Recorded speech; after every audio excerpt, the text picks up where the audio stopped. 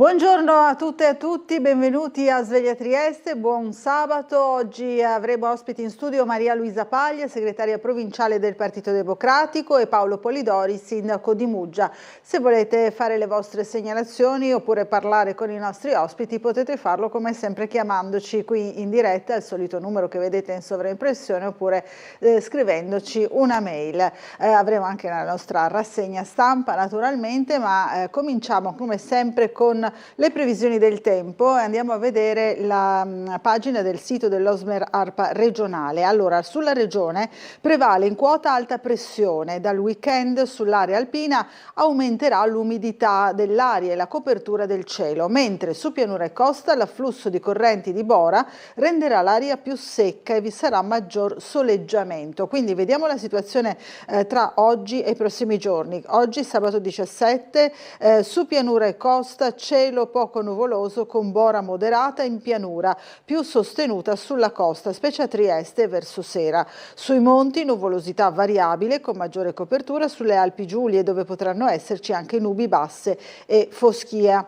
Vediamo domani, domenica 18 gennaio, su pianura e costa cielo poco nuvoloso con Bora moderata in pianura, sostenuta sulla costa. Sui monti cielo da variabile a nuvoloso, specie nel Tarvisiano, dove potranno persistere nubi basse e temperature sotto zero per tutto il giorno. Verso il Veneto possibile maggiore nuvolosità. Ancora lunedì 19 cielo in genere poco nuvoloso, ancora con Bora moderata in pianura sostenuta sulla costa. Nel Tarvisiano freddo e potrebbero persistere al mattino nubi basse o nebbie con formazione di galaverna. A ovest possibile cielo variabile. Questo è il quadro del meteo per i prossimi giorni. Allora andiamo a vedere i titoli principali invece della rassegna stampa di questa mattina. Siamo sul piccolo di Trieste, forze dell'ordine calate fino al 30% in 10 anni. Questa la scelta del piccolo oggi in entrambe le edizioni, dalla polizia fino ai carabinieri la mappa degli organici, colpa dello stop del turnover del passato, anche i vigili del fuoco in affanno,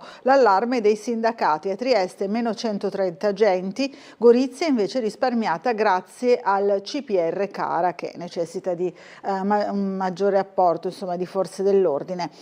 Vediamo altre notizie da Trieste, voto telematico sulla cabina via, Bertoli assente, ma è un giallo la delibera in giunta telematica sulla cabinovia, l'assenza di Bertoli è un giallo, l'interessato dice ero collegato. Piazza Garibaldi scoppia la rissa, fermato uomo con il tirapugni in largo Barriera, rissa scoppiata in Piazza Garibaldi, fermato un uomo con appunto un tirapugni. Istria, il progetto la superstrada fra Capodistria e Dragogna nei piani del 2027. Ancora vediamo partita la demolizione, giù Villa Hausbrand, in arrivo 5 residenze di lusso. La demolizione della villa appunto vicino, c'è l'ipotesi di un park multipiano interrato al servizio proprio del castello di Miramare.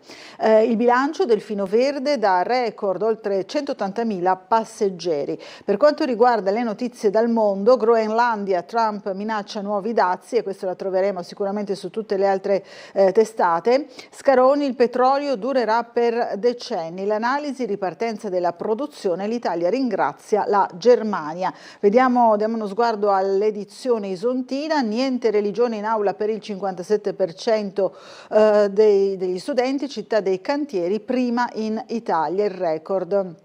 Poi ancora la cerimonia, le prime pietre d'inciampo, ma Monfalcone ne avrà altre. Il regolamento bonus a ronchi per i comunali che stanano gli evasori fiscali. E ancora Ascensore, l'opera infinita a Gorizia che doveva essere pronta per la capitale della cultura 2025. Ascensore dopo 26 anni ora manca solo una carta. L'ingresso qui vediamo al lato della Galleria Bombi è pronto, doveva essere aperto entro Go 2025. Non ce l'hanno fatta. 15.000 visitatori alle 3 mostre fotografiche a Gorizia, il bilancio è solo provvisorio. Aquileia, il ritorno di Aule l'Art, esposte le 2 statue in bronzo e poi la Metamorfosi del 68 e la lezione di storia con l'approfondimento di Paolo Marcolin.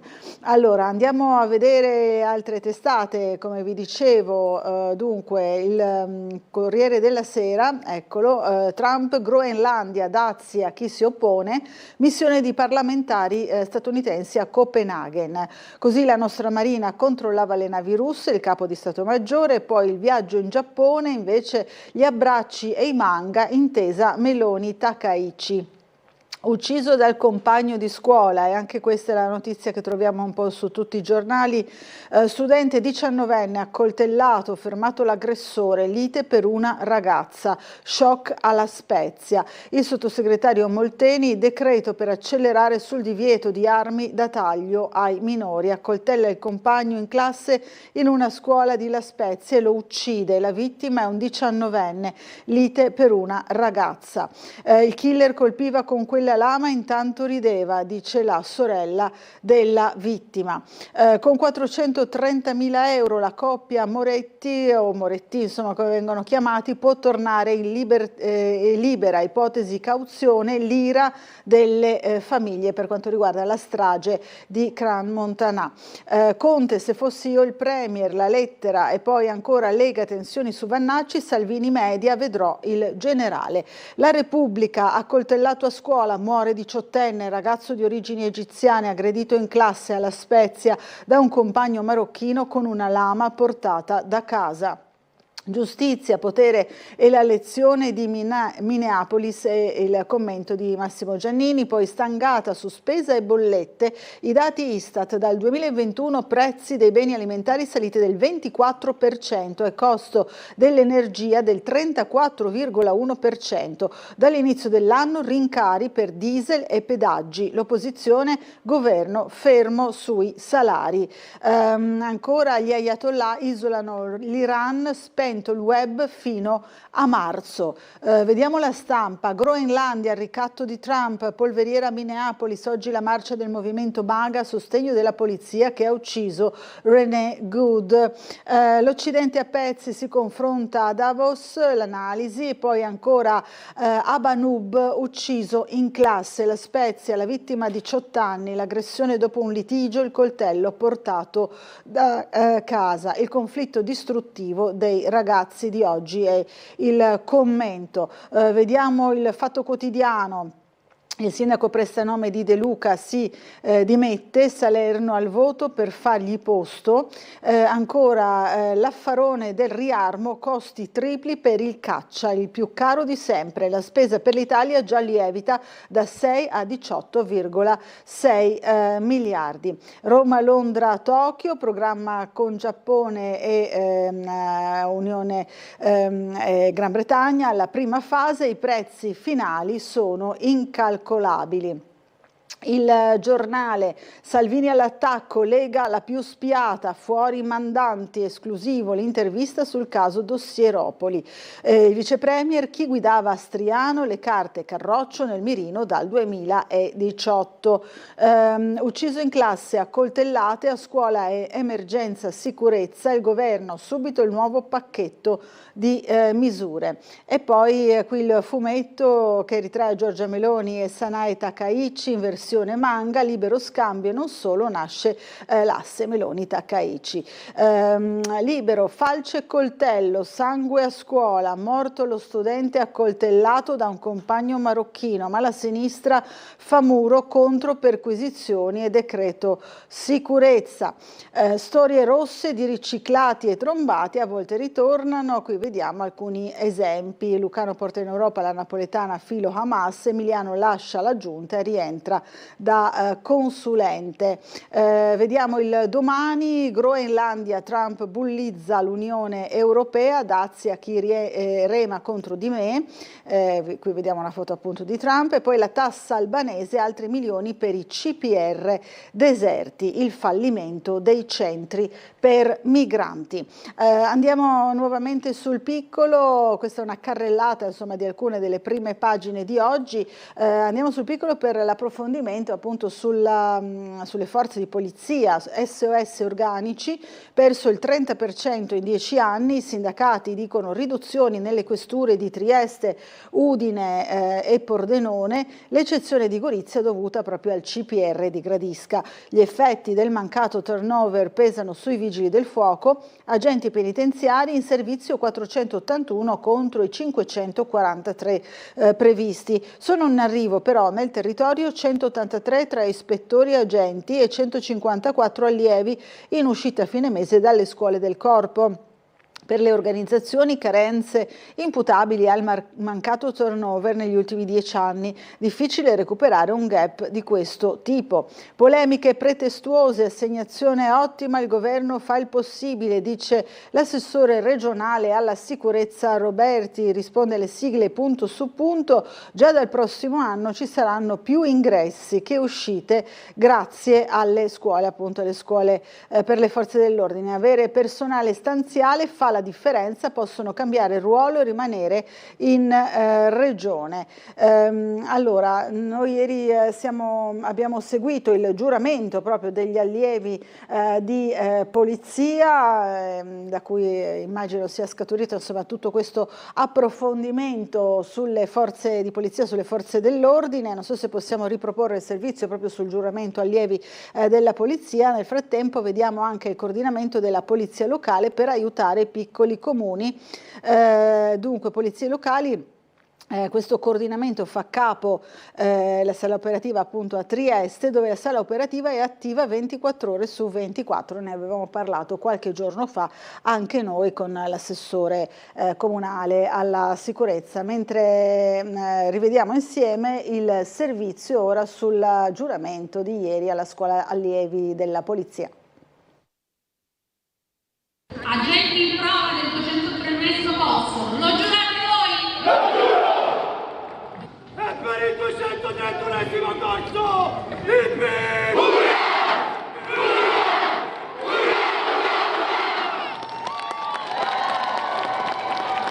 446 agenti allievi del 231esimo corso della Scuola della Polizia di Stato di Trieste hanno prestato giuramento. Una cerimonia avvenuta alla presenza del prefetto Giuseppe Petronzi, del questore Lilia Fredella, del sindaco Roberto Di Piazza e dell'assessore regionale alla sicurezza Pierpaolo Roberti. Premiati anche gli agenti che si sono particolarmente contraddistinti durante le attività di formazione nella scuola. Sì, è una giornata di grande gioia, gioia per gli allievi e gioia per le famiglie e gioia per la Polizia di Stato e ovviamente noi siamo tutti al servizio dei cittadini, quindi una bella iniezione. Credo che sia anche un'emozione vederli con la divisa, soprattutto per quelli che vengono da famiglie che non hanno una tradizione nelle forze dell'ordine, credo che sia una grande emozione. L'orgoglio della regione innanzitutto ad avere una scuola prestigiosa come quella di Trieste, una delle più importanti in Italia che riesce a sfornare ogni anno centinaia e centinaia di allievi agenti. Orgoglio anche perché le ultime assegnazioni da parte del Dipartimento di Pubblica Sicurezza del Ministero dell'Interno danno un grossissimo segnale al Friuli Venezia Giulia e in particolare al tema del controllo delle frontiere. Sappiamo che soltanto alla Polizia di Frontiera ci sono 59 assegnazioni che danno un impulso importante per il controllo della fascia confinaria, tema particolarmente sentito da parte dell'amministrazione regionale e da parte dei cittadini del Friuli Venezia Giulia.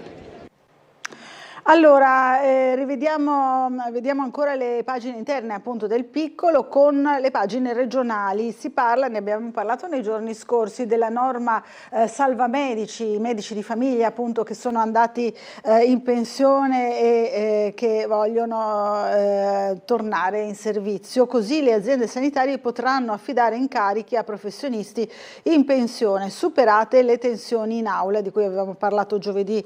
Il disegno di legge approvato in giunta all'unanimità, quindi le tensioni sono superate. La giunta Fedriga approva il disegno di legge sulle misure urgenti e straordinarie in tema di tutela della salute, via libera alle aziende sanitarie del Friuli Venezia Giulia per conferire anche nel 26 incarichi di lavoro autonomo a medici già in pensione. L'obiettivo dichiarato da concretizzare nella seduta d'aula del 2 febbraio è tamponare la carenza di medici, in particolare di professionisti della medicina medicina generale. Vediamo ancora, c'è il via libera, sarà a Trieste il primo liceo del Made in Italy. Il Nordio fa da apripista in regione. Approvati 16 bandi cultura 2026, a disposizione 5,43 milioni di euro. Ne abbiamo parlato anche noi ieri appunto dell'Istituto Nordio, che diventa la prima scuola, il primo liceo del Made in Italy appunto in Italia. Nuovo indirizzo del Nordio che punta a coniugare arte, moda, enogastronomia e meccanica.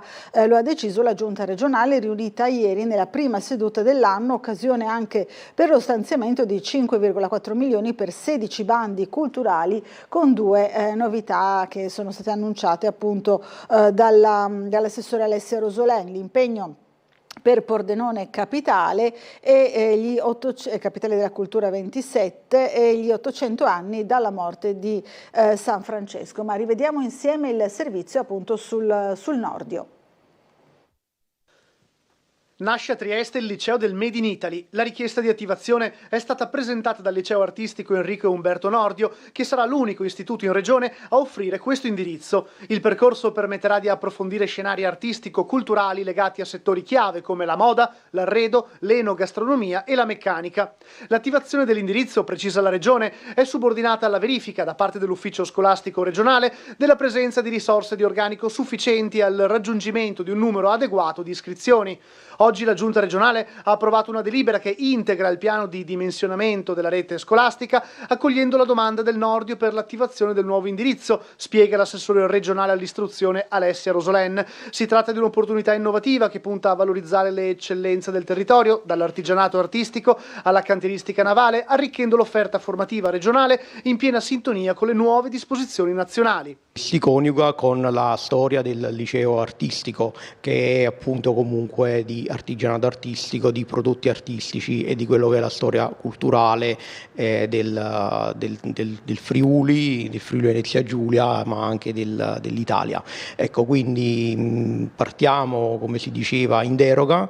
E spero però di recuperare questo gap e che le famiglie approfittino di questa occasione, questo ampliamento dell'offerta formativa regionale. Faremo un Open Day straordinario il 23 gennaio, quindi per tutti quelli che sono interessati ad avere anche una curiosità per approfondire per conoscere questo indirizzo di studi, vi aspetto alla sede di Via di Calvola 2. Oltre alle novità di Trieste, la delibera conferma ulteriori potenziamenti della rete scolastica regionale per il 2026-2027. A Magnago e Codroipo l'attivazione del liceo delle scienze umane, a Udine il nuovo indirizzo di informatica e telecomunicazioni. Per l'istruzione negli istituti penitenziari il piano prevede l'attivazione del percorso di enogastronomia a Tolmezzo e di una sede per l'istruzione degli adulti a Gorizia.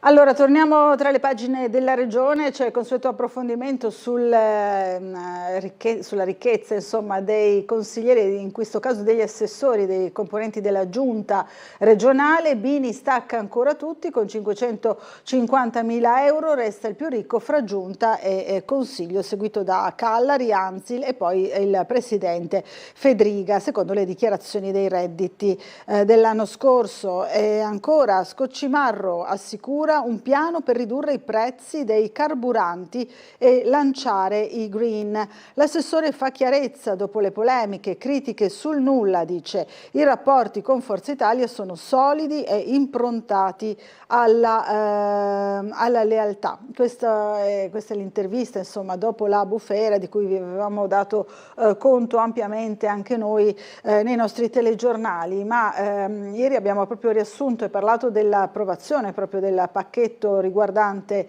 i carburanti. Allora rivediamo insieme il servizio di Bernardo Gulotta. Via libera del Consiglio regionale alla riforma del bonus benzina, che entra in una nuova fase tutta digitale. Con l'approvazione del disegno di legge 65 viene aggiornata la normativa sui carburanti agevolati, mantenendone l'impianto originario ma superando definitivamente tessere fisiche e POS, ormai considerati obsoleti e costosi. Nella spiegazione delle novità, l'assessore ad ambiente ed energia Fabio Scoccimarro, intervistato ieri nel corso di Ring, commenta anche la proposta della creazione dei distributori a marchio Friuli Venezia Giulia. L'obiettivo del pubblico non è fare benzinaio, non è fare concorrenza ai benzinai, è andare a colmare le lacune che oggi ci sono, non dovute ai benzinai, ma perché è non conveniente farlo. Penso ai distributori di carburante marini, lì non sono convenienti, quindi bisogna intervenire con dei sostegni. Per esempio penso agli orari, che non sono convenienti aprire il sabato pomeriggio e la domenica. Il sistema si baserà sugli smartphone con 2 applicazioni dedicate, una per i cittadini che potranno generare un QR code da mostrare al distributore per ottenere lo sconto e consultare storico dei rifornimenti e prezzi, e una per i gestori chiamati a leggere i codici ed effettuare le operazioni. Il QR code potrà essere richiesto online tramite il portale regionale o agli URP dei capoluoghi e di Tolmezzo, andando così a sgravare da impegni le camere di commercio. Cambiano anche le regole di gestione. Dal 1 febbraio la governance passerà interamente alla Regione, con la Direzione Centrale Difesa dell'Ambiente ed Energia, mentre la parte informatica sarà affidata ad INSIEL. È venuto meno la possibilità di andare a prendere la plastica, perché non funzionano più i POS, non funzioneranno, e neppure quel tipo di tecnologia. Quindi siamo aggiornati, però chi non ha la possibilità o non ha il telefonino adatto può tranquillamente attivarlo negli uffici della regione, gli URP regionali, ce ne sono 4, uno per ogni provincia e uno a Tolmezzo. Lo potranno fare da soli in forma elettronica, oppure potranno chiamare un numero verde e si vedranno recapitati a casa entro 60 giorni appunto il QR code cartaceo. Il nuovo sistema digitale diventerà lo standard dal 1 febbraio, ma per tutto l'anno sarà possibile usare anche le vecchie tessere in regime di proroga tecnica. La legge introduce infine un giro di vite contro gli abusi. Vietata la cessione del QR code e previste sanzioni fino a 400 euro per gli utenti e fino a 2.000 euro con sospensione dell'abilitazione per i gestori in caso di irregolarità.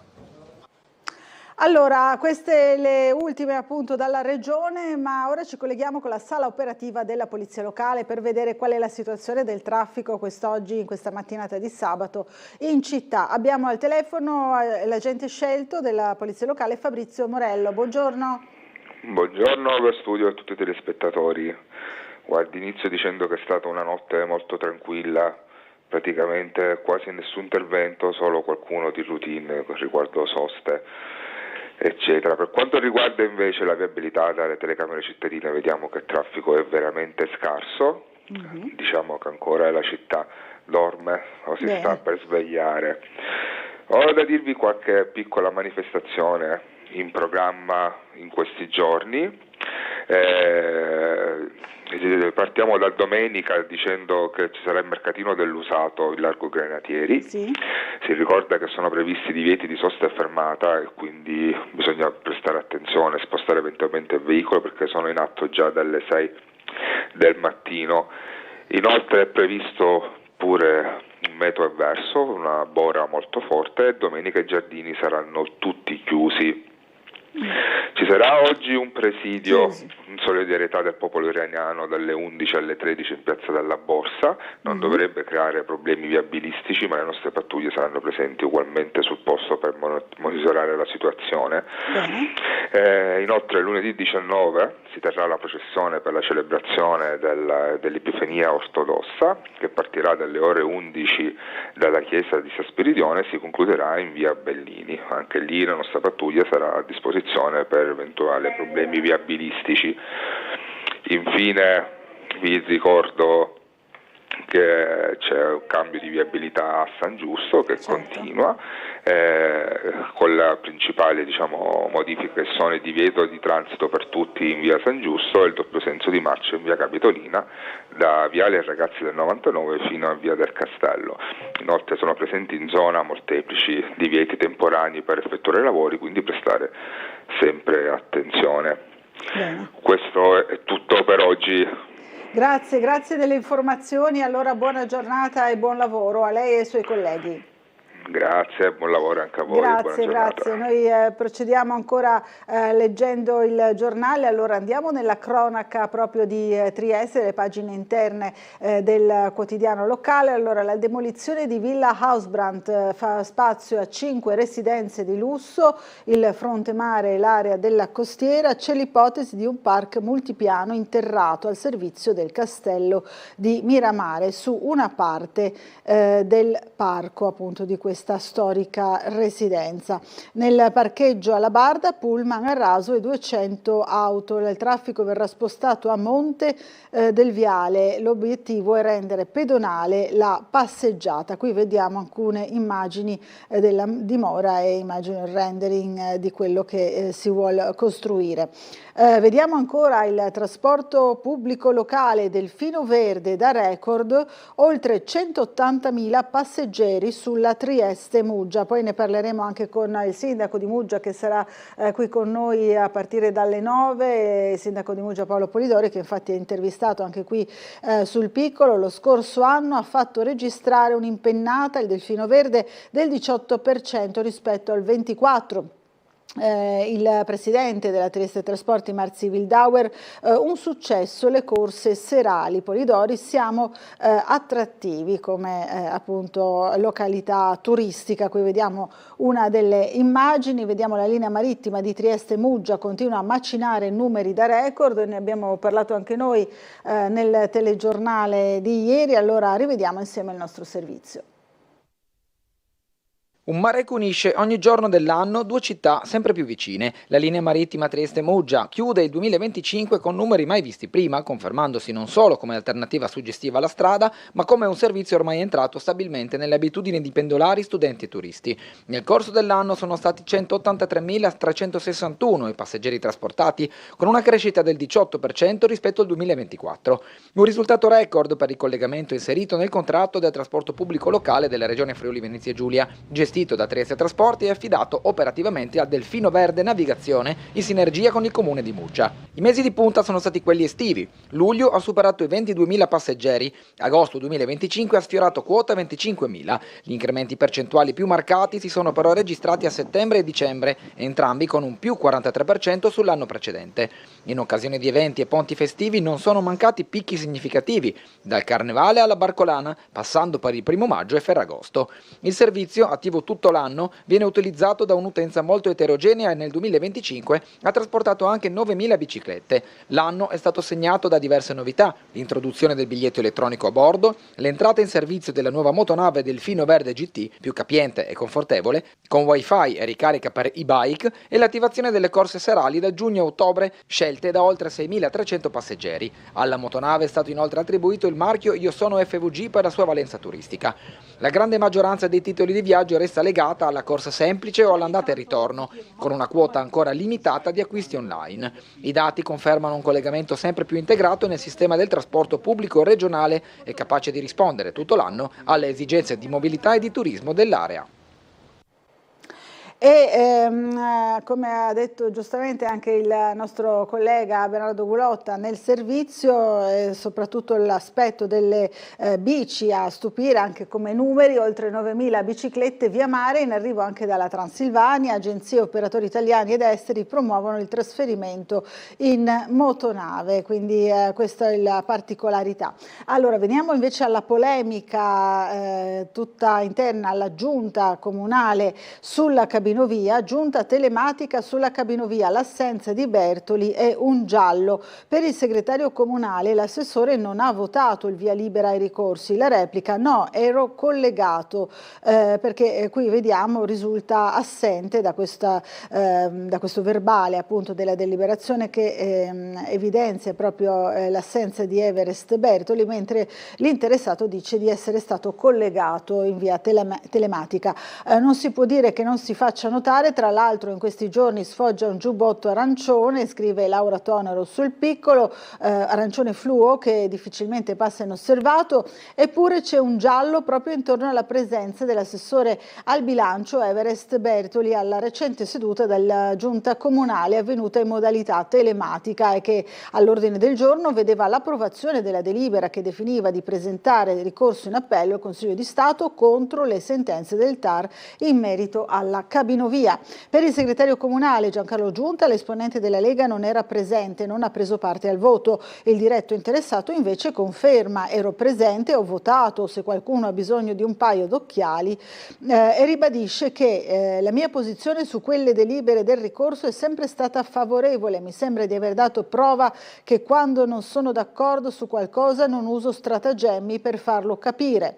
Il segretario generale però ieri ha confermato la sua posizione nel corso di una riunione che, per tentare di fare chiarezza sulla vicenda, ha visto un confronto tra il segretario Bertoli e altri assessori, ma le posizioni sono rimaste ferme. Ci aggiorniamo, hanno detto, lasciandosi, ma il nodo non si è sciolto.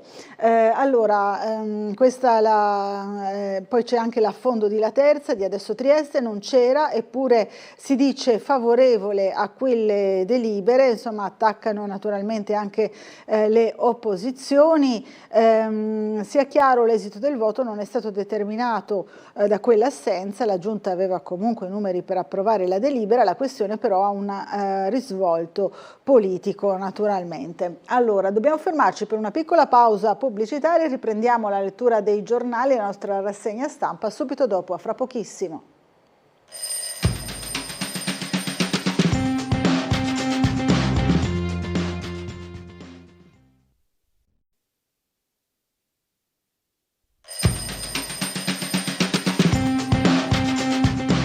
Rieccoci in diretta ancora con la nostra rassegna stampa del mattino, in questo sabato mattina. Allora torniamo sul piccolo, nelle pagine sempre di Trieste, poi vedremo anche l'edizione isontina.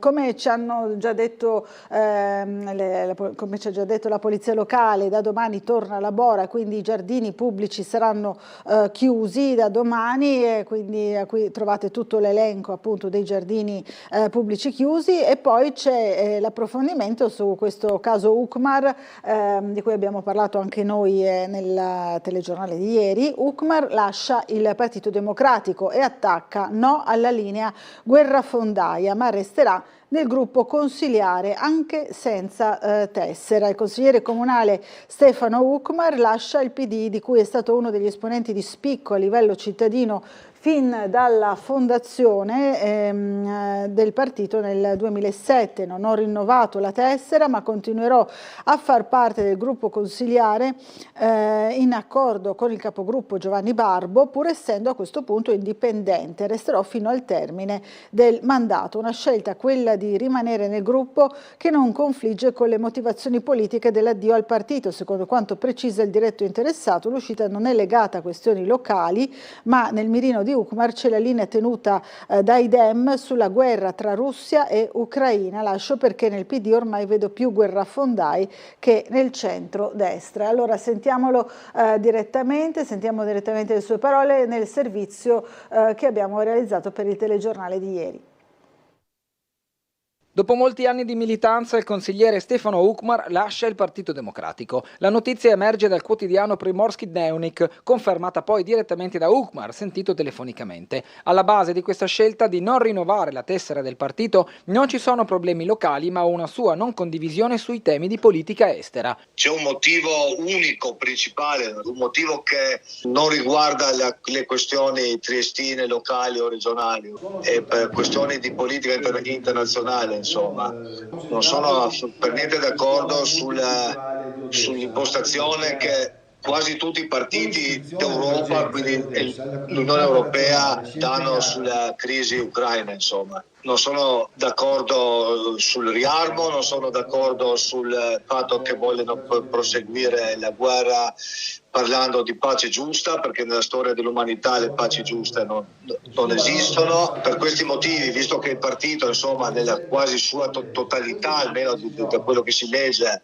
a livello nazionale ed europeo, non è del mio parere, insomma, allora ho deciso di non rinnovare la tessera. Già consigliere regionale, sempre tra le file del PD, Ucmar annuncia che mancando poco alla fine della consigliatura e in virtù dei buoni rapporti con il capogruppo Giovanni Barbo e anche gli altri colleghi di partito, rimarrà all'interno del gruppo Dem fino alle prossime elezioni, seppur da indipendente. Nessun gruppo misto dunque, ma una permanenza da separato in casa, dove i motivi del divorzio non sarebbero né cabinovia né dissidi interni. Siccome manca un anno e qualche mese alle elezioni comunali. Sono rimasto d'accordo con il capogruppo Giovanni Barbo e anche con la segretaria regionale che rimango come indipendente dentro il gruppo del PD in Consiglio Comunale. Poi, per le prossime elezioni, Ukmar fa ben capire, con una metafora calcistica, che sarà il momento di appendere gli scarpini al chiodo. Credo che dopo quasi 30 anni in prima fila posso appendere tranquillamente le scarpe al chiodo, insomma.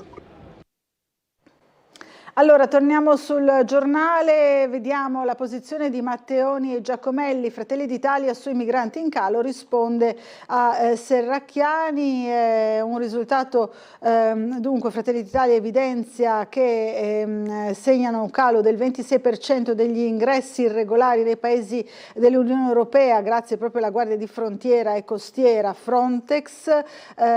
Secondo l'esponente di Fratelli d'Italia certifica quanto il ripristino dei controlli alle frontiere e la sospensione di Schengen sia necessaria. Questa insomma è la posizione di Fratelli d'Italia. Barista minacciato da 2 giovani armati, ti ammazzeremo, è successo in piazza Goldoni.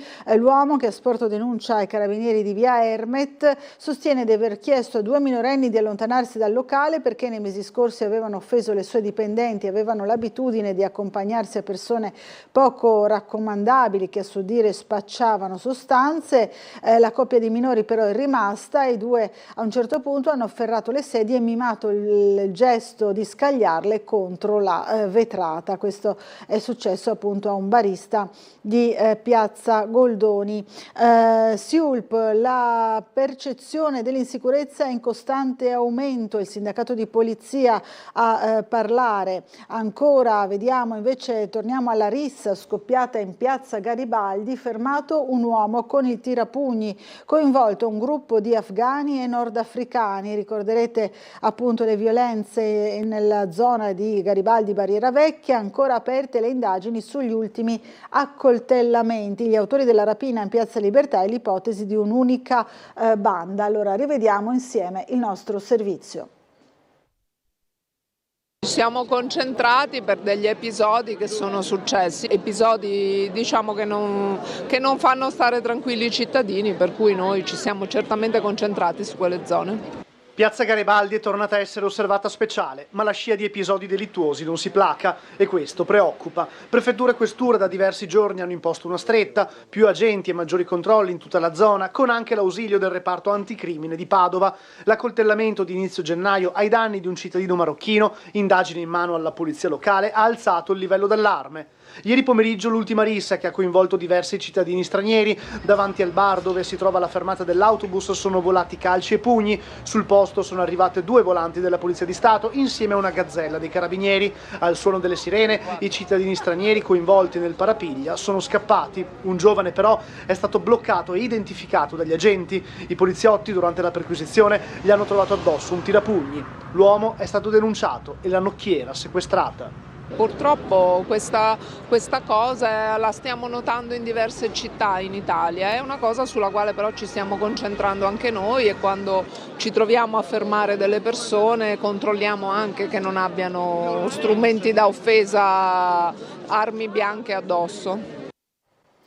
Allora, queste appunto le informazioni su quest'ultimo fatto di cronaca. Torniamo alla lettura del giornale, ci spostiamo a Muggia, il ticket al carnevale, lunedì tutte le regole, magari ce le faremo un po' anticipare quest'oggi dal sindaco. Poi Ponte di Mattonaia da lunedì transito solo a senso unico, la riduzione di carreggiate è dovuta a un intervento di diagnosi della struttura da parte dell'EDR, un semaforo regolerà il traffico a San Dorigo della Valle, a Mattonaia. Alla biblioteca di Muggia diminuiscono le presenze ma aumentano i prestiti, calo degli utenti imputabili agli 8 giorni d'apertura in meno sul 2024. Ancora invece a Duino Aurisina, alla Casa della Pietra, elettrodotto di Terna per il porto, primo incontro con 50 residenti. Lunedì ad Aurisina si terrà la riunione dei proprietari dei terreni con la società. Obiettivo: trovare un accordo tra le parti ed evitare le procedure di esproprio. Un silenzioso massacro con gli studenti del Petrarca, il docufilm sarà presentato al cinema Ariston, l'itinerario in 11 tappe per le vittime della Shoah. I blocchi con le targhe commemorative verranno inseriti nei marciapiedi a partire dalle 9:30. In via delle Beccherie 5 sarà ricordata la deportazione di Haim Cesana e i suoi 5 figli. Arrivano altre 20 pietre d'inciampo, quindi mercoledì la posa delle Stolpersteine aprirà il fitto calendario di eventi. La cerimonia alla Risiera rimane a numero chiuso. Sono stati diffusi i dettagli della cerimonia e delle varie iniziative per la giornata della memoria commemorativa dell'Olocausto, con un articolato calendario di cerimonie e iniziative culturali che si aprirà mercoledì con la posa di 20 nuove pietre d'inciampo e si chiuderà il 3 febbraio. Allora, ne abbiamo parlato anche noi ieri, seguendo proprio la conferenza stampa di presentazione appunto delle varie iniziative. Rivediamolo insieme.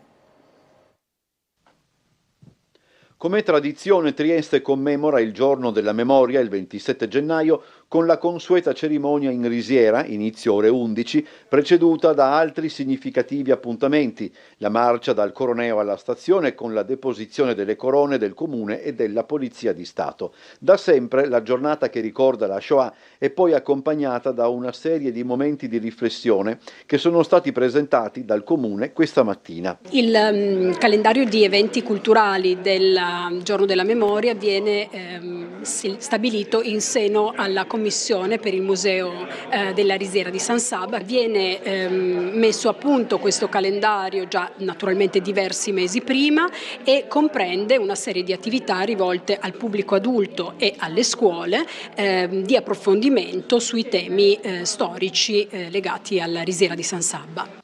Si parte già il 21 gennaio, mercoledì prossimo, con la posa di nuove pietre d'inciampo e la proiezione al Cinema Ariston alle 18:30 del documentario Un silenzioso massacro.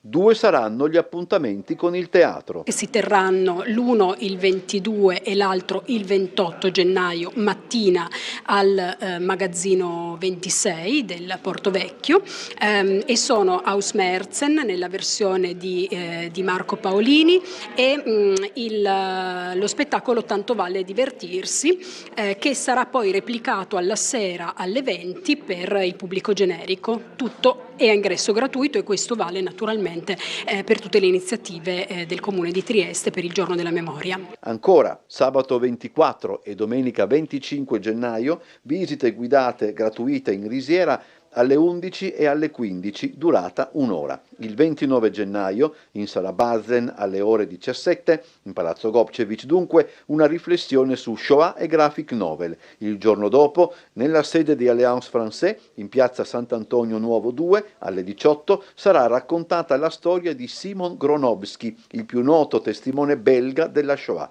Infine, martedì 3 febbraio, alle ore 18, alla libreria Ubik, la presentazione dell'edizione in lingua inglese del volume Il lager di San Sabba, dall'occupazione nazista al processo di Trieste. Allora, torniamo ancora sul giornale. Abbiamo già parlato del giuramento. In 446 giurano, inno cantato senza il sì, e un allievo della polizia su 3 è donna. Conclusa la caserma Raiola il 231esimo corso agenti, il piazzale gremito di pubblico. E poi però c'è anche l'approfondimento che abbiamo fatto anche noi sui nuovi istruttori specializzati nelle tecniche di difesa per quanto riguarda la polizia locale. Con l'ingresso di 8 nuovi istruttori specializzati raddoppia la squadra della Polizia Locale di Trieste dedicata all'addestramento del personale relativamente alle tecniche operative di polizia, autodifesa e utilizzo degli strumenti in dotazione come lo spray al peperoncino e il bastone estensibile. Allora, rivediamo insieme il nostro servizio. La Polizia Locale di Trieste alza il livello della sicurezza. 8 nuovi istruttori esperti nelle tecniche operative entrano in servizio, pronti a formare i colleghi e rafforzare il corpo. Il percorso formativo si è concluso ieri mattina, segnando un passo importante per l'addestramento del personale. Il corpo dispone da anni di un team interno che cura la formazione sulle tecniche operative, sull'autodifesa e sull'uso corretto degli strumenti in dotazione, come lo spray al peperoncino e il bastone estensibile. Il lavoro degli istruttori è stato riconosciuto anche dalla Regione Friuli Venezia Giulia, che li ha inseriti inseriti nell'albo ufficiale dei formatori regionali per la polizia locale. Fino a ieri la squadra era composta da 8 operatori di diversi gradi, tutti in servizio attivo. I nuovi istruttori, 7 agenti e un ufficiale, hanno completato un percorso di 110 ore, suddivise tra difesa personale, tecniche operative e utilizzo degli strumenti, a cui si sono aggiunte ulteriori 12 ore di aggiornamento con l'intero gruppo, consolidando così una squadra ancora più preparata e coesa. Negli anni l'attività formativa si è estesa anche alle scuole secondarie di secondo grado della città, con lezioni dedicate alle buone pratiche di autodifesa e alla prevenzione delle situazioni di rischio, per aiutare i giovani a riconoscere e gestire potenziali pericoli. Con i nuovi ingressi il team raggiunge ora 16 formatori, potenziando la capacità di formazione interna e la possibilità di rispondere rapidamente alle richieste delle scuole. Tutti gli operatori del gruppo sono inoltre ufficialmente riconosciuti dalla Filcam come istruttori di terzo livello. Allora andiamo ancora alle notizie, qui siamo sull'attualità internazionale, sempre sul piccolo la minaccia di Trump sulla Groenlandia, dazi a chi mi ostacola, Mosca lo gela e della Danimarca, l'inviato di Washington a marzo sull'isola. Gli Stati Uniti sono stati invitati da Copenaghen alle esercitazioni militari dell'Unione Europea. Roma è contraria all'escalation, non invierà soldati, la strategia del governo per l'Artico. Stati Uniti e Taiwan fanno infuriare Pechino, accordo sui microchip. La morsa degli USA sugli ayatollah, mobilitazione nel Medio Oriente, in arrivo la portaerei Lincoln e i sistemi di difesa aerea terrestri. Intanto Putin sente Netanyahu e Pezeshkian. Allora, vediamo qui una delle immagini, insomma, delle donne iraniane, una manifestazione pro Khamenei davanti all'ambasciata di Baghdad. E oggi alle 11 Trieste scende in piazza, come diceva anche l'agente della polizia locale, si terrà oggi in piazza della Borsa a Trieste la manifestazione They can shut down the internet, they can't shut down freedom. Possono spegnere internet, non possono spegnere la libertà. Il presidio che si svolgerà dalle 11 alle 13 è promosso dalla comunità iraniana cittadina con gli studenti iraniani che frequentano l'Università di Trieste. L'obiettivo è rompere il silenzio davanti alla repressione e al massacro del popolo iraniano da parte della Repubblica Islamica. A Gaza nasce il Comitato per la Pace, i nomi dei componenti resi noti a Davos, avanza la fase 2 del piano americano. Poi invece si parla, l'abbiamo già visto in prima pagina qui vicino a noi, delle infrastrutture, superstrada Capodistria-Dragogna, Lubiana accelera sul progetto. L'annuncio della ministra slovena Bratušek apre la strada al collegamento atteso da 20 anni. La linea appunto di superstrada è stata inserita nel piano regolatore statale dell'anno prossimo, del 2027. Influenza in Istria e Quarnero, ammalati e ricoveri record, un po' come sta succedendo anche qui a Trieste. Questi i dati in Croazia. Al via il carnevale di Fiume, tra maschere, sfilate e tornei, sempre per la pagina dell'Istria Quarnero e Dalmazia. La guerra dei tir ai controlli digitali, si prepara il blocco delle frontiere. Il 26 gennaio la protesta dei camionisti ai valichi tra Serbia, Bosnia, Montenegro, Macedonia del Nord e paesi dell'Unione Europea. Salvini, vedrò il generale ma conta la truppa, e siamo alla politica italiana. Lega, il segretario federale vuole confrontarsi con Vannacci mentre si lavora per cercare di recuperare i dissidenti. Garante per la privacy, nessuna dimissione, andiamo avanti, i vertici indagati per corruzione e peculato. Il viaggio della Premier in Giappone, Meloni e Takaichi, prove di amicizia e alert sul commercio.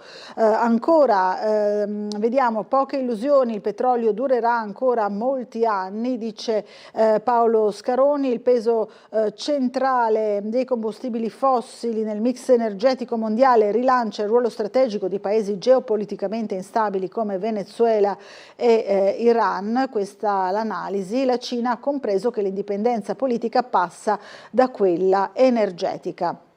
Vediamo i coniugi Moretti, la libertà costa 400.000 franchi, fissata la cauzione per liberare i coniugi imputati di omicidio per la strage di Capodanno nel locale svizzero. Il dramma a Milano, muore un altro clochard, terza vittima in pochi giorni.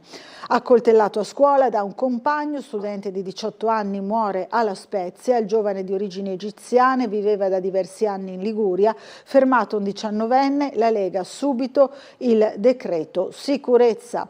Anziano ucciso in casa con un taglio alla gola, il corpo rinvenuto a Rozzano, fermato un 21enne. Ancora gli avvocati dei Poggi sulle immagini di Stasi, e siamo al delitto di Garlasco. Chiara vide quei file, certezze da una nuova consulenza informatica. Nuovo record in Italia nella raccolta del plasma, 11 tonnellate in più. Impianto uditivo smart per un bambino a Bari, tornerà a sentire in modo preciso anche a scuola. Una bella notizia, insomma, tra tante notizie tristi come quella di Annabella, un cerotto sulla bocca di Annabella. Secondo gli investigatori se lo sarebbe messo la ragazza, scriveva sul suo quaderno di voler morire in fretta. Trovate anche 3 lattine di Coca-Cola vuote a terra vicino al corpo, si dovrà stabilire se siano state portate lì dalla giovane. Ancora sempre sul giornale abbiamo già visto la questione della norma salva medici, così le aziende sanitarie potranno affidare incarichi appunto ai professionisti in pensione. Ne hanno parlato i politici regionali. L'altra sera a Ring c'è stato un acceso dibattito su questa questione delicatissima che aveva fatto litigare la giunta, la maggioranza in particolare, ma anche maggioranza e opposizione. Allora rivediamo insieme l'estratto dalla trasmissione.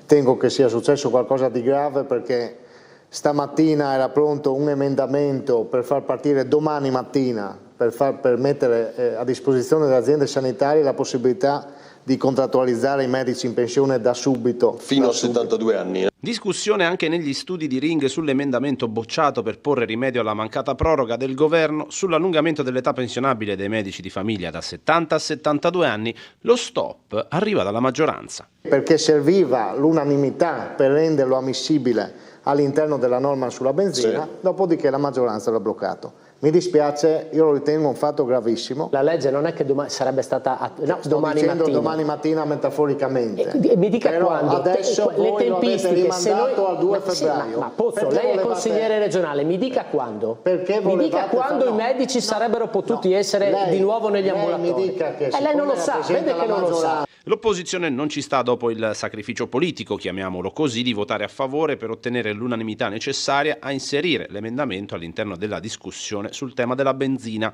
La motivazione tecnica insospettisce il centrosinistra, che vede l'ennesima disputa tra Fratelli d'Italia e Forza Italia, come già successo sul piano oncologico, le pompe di benzina made in FVG e anche il caso Preone. Riccardi oggi in risposta a Morettuzzo ha detto: il ministro Ciriani gioca nel campionato di Serie A, io gioco nel campionato di Serie B, e credo che questa sia la risposta, caro Pozzo. Una legge nata fino a metà febbraio, anche se avessimo approvato oggi i tempi di pubblicazione della legge, i medici non fino a metà febbraio in ogni caso non sarebbero stati. La discussione è rinviata al Consiglio del 2 febbraio, la sensazione è che ci siano più scontenti che altro. Che non è che dobbiamo ringraziare il nazionale che ci risolve il problema, perché lo ha creato il nazionale. E voi non avete detto una parola sull'apertura che il governo oggi ha detto farà per tutte le regioni d'Italia e non solo per il Friuli Venezia Giulia. Per tutte le regioni d'Italia e non solo per il Friuli Venezia Giulia. Non avete detto una parola. Allora, ancora sul giornale, siamo nella pagina dell'economia del piccolo. La quota delle Generali rilancia lo scontro su MPS e la di Lovaglio a rischio. Ancora sempre nella pagina dell'economia, il caffè di Trieste al SIGEP, metro di misura dell'anno, l'inaugurazione della fiera dedicata al food service a Milano, una ventina le aziende dalla regione, la filiera del chicco nero tra le più presenti. Zideric qui per capire capire come evolverà il mercato. Ancora Snaidero prende tempo, il futuro della verniciatura si deciderà a fine mese. E poi la piattaforma logistica, 56 posti di lavoro per far crescere i traffici del terminal. Il 12 febbraio il Recruiting Day di HALA PLT Italy, organizzato con la Regione, l'azienda alla ricerca di figure professionali di diverso tipo. Se ne è parlato ieri con l'assessore Rosolen, l'assessore regionale al lavoro, di questo Recruiting Day proprio per il porto, per la piattaforma logistica. Rivediamo insieme il servizio. Presentato oggi a Trieste il Recruiting Day che guarda al futuro del porto e dell'occupazione. HHLA PLT Italy apre le porte a nuove assunzioni con l'appuntamento fissato per giovedì 12 febbraio, dedicato alle opportunità di lavoro legate allo sviluppo della piattaforma logistica. L'azienda, tra i principali operatori europei della logistica e dei trasporti, ha già registrato una crescita significativa dell'organico e guarda ora a un ulteriore potenziamento. Nel 2025 HHLA ha aumentato il personale del 40%, passando da 146 a 204 addetti, con proiezioni che indicano per il 2026 un possibile incremento fino a 292 occupati. Il Recruiting Day punta all'assunzione di 56 nuove figure specializzate, 40 operatori portuali polivalenti, 4 addetti alla control room, 4 per la gestione delle attrezzature operative e 8 assistenti operativi. Le candidature devono essere inviate entro domenica 1 febbraio. Vi ringraziamo per oggi per essere qua. Noi cresciamo ogni anno e abbiamo una realtà che ci spinge a migliorare. Dobbiamo assumere più gente, abbiamo progetti di crescita, abbiamo un progetto di espansione dove parliamo di 180 ettari nuovi che si rendono utili per il porto di Trieste. Competenze che sono sempre più innovative, che possono avere anche bisogno di accompagnamento di formazione, ma su cui ALA ha già dimostrato di essere assolutamente disponibile a effettuare. Tanto assunzioni quanto assunzioni di donne, intervento importante sui giovani e intervento importante sulla qualità del lavoro. Sono le caratteristiche che cerchiamo nelle aziende che partecipano ai nostri recruiting. Allora, ancora il tempo per la notizia sempre nella pagina economica, l'abbiamo già visto nelle prime pagine, spesa a più 24% dal 2021 a oggi e poi per l'energia impennata del 34%. Sono dati davvero impressionanti, l'inflazione pesa su cibo e bollette, i consumatori dicono rincari da 500 euro a famiglia. Il robusto aumento dei prezzi colpisce maggiormente le persone meno abbienti, come sempre accade purtroppo. Per il 2026 si stimano rincari per 672 euro a nucleo familiare per le accise sul diesel, quindi una vera e propria stangata. Ne parla anche il Codacons. Nuovi rincari pesano sulle famiglie italiane, si sommano agli aumenti dei prezzi degli scorsi anni. Allora, dobbiamo fermarci per una breve pausa pubblicitaria. Fra poco sarà con noi in studio la segretaria del Partito Democratico di Trieste, Maria Luisa Paglia, quindi a fra pochissimo.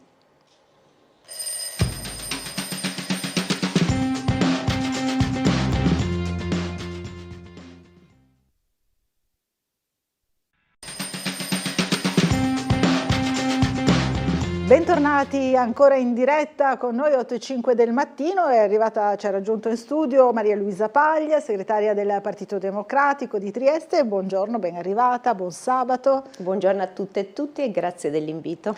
Grazie di essere qui. Allora, anche oggi i giornali ci danno tanti spunti di discussione, a cominciare da questo SOS organici, no? Che c'è proprio in prima pagina, della polizia, delle forze di polizia in realtà in generale, esteso anche poi ai vigili del fuoco, insomma a tutti coloro che sorvegliano e vegliano sulla nostra sicurezza da diversi punti di vista. Allora, i numeri sono quelli, abbiamo visto riduzioni in particolare nelle questure di Trieste, Udine e Pordenone, a Gorizia c'è il CPR, quindi viene mantenuto un certo numero, però comunque insomma è un problema anche nell'Isontino sicuramente. chiaramente la scarsità di organico proprio della polizia, no? Che cosa succede? I sindacati di polizia lo dicono da tempo, sono sotto organico in tutte le categorie, questura, polizia penitenziaria, polizia locale, carabinieri, insomma. Il problema è che questi numeri che vengono annunciati non vanno a coprire neanche i pensionamenti, quindi si è sempre sotto organico evidentemente e questo comporta poi una mancanza di sicurezza. Chi lavora in carcere, chi deve operare sulle strade, chi deve operare in questura e causa, come dire, è un giro, una disorganizzazione e un disservizio per i cittadini. In una città come Trieste, ma non solo Trieste, tanti sindaci di tanti capoluoghi si sono appellati al governo qualche mese fa per richiedere un potenziamento delle forze dell'ordine, delle volanti di polizia per la sicurezza cittadina. Allora, Trieste, nella nostra regione sono stati annunciati dei numeri, il ministro dell'Interno ha detto che sarebbero stati assegnati 59 nuovi posti per noi, però sappiamo che nella città di Trieste di questi 59 ce ne saranno 4-5, tutti gli altri saranno sul confine. Allora, se sono anche i sindacati di categoria delle forze dell'ordine che dicono che sono del tutto inutili questi stanziamenti, chi deve arrivare arriva, è sotto gli occhi di tutti. Sì, è vero che c'è stata una diminuzione, ma chi deve arrivare arriva e a Trieste lo sappiamo bene, invece c'è una maggiore necessità sulle strade, nei quartieri. Anche stamattina si parlava delle criticità presenti tra Largo Barriera e Piazza Garibaldi. Certo. Noi come partito è da tempo che diciamo che siamo per il poliziotto di quartiere.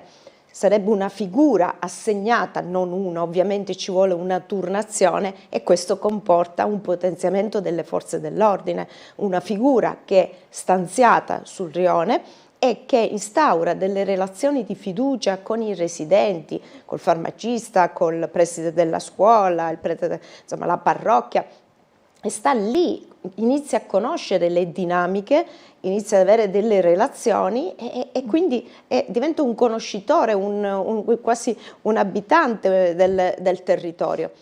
Noi abbiamo visto l'esperienza fallimentare dell'istituzione delle zone rosse che hanno avuto un alto costo a carico della cittadinanza e erano stanziate in un posto e non potevano fare neanche un pattugliamento nella zona a fronte di pagamento di vitto, alloggio straordinario per queste persone giustamente che espletavano il loro lavoro, ma non sono servite a niente, e allora, ma questo lo abbiamo già detto, serve una presenza più capillare, un'organizzazione diversa. Ecco, nel nuovo pacchetto sicurezza però il governo ha fra l'altro anche indicato nuove zone rosse, cioè proprio il potenziamento di questo strumento. Non serve secondo lei? No, ma non lo dico io, sono dei dati oggettivi. A Trieste ci sono state anche per un po' di mesi. È vero, ecco, sì. E mi pare che la situazione non solo non è migliorata, ma credo che addirittura sia peggiorata, perché quando non si affronta si cronicizza e basta e si continua, quindi la cittadinanza lo percepisce, ne sono a conoscenza le forze dell'ordine, stanno parlando non solo le forze politiche ma anche i sindacati di categoria e evidentemente siamo di fronte a un muro di gomma, c'è non lo so, una propaganda, si vuole sostenere questa sospensione dei confini Schengen e quindi fissare lì, sprecare lì delle risorse nostre, perché noi cittadini paghiamo con le nostre tasse anche la sicurezza, però se non ascoltano i sindacati di categoria, cioè le persone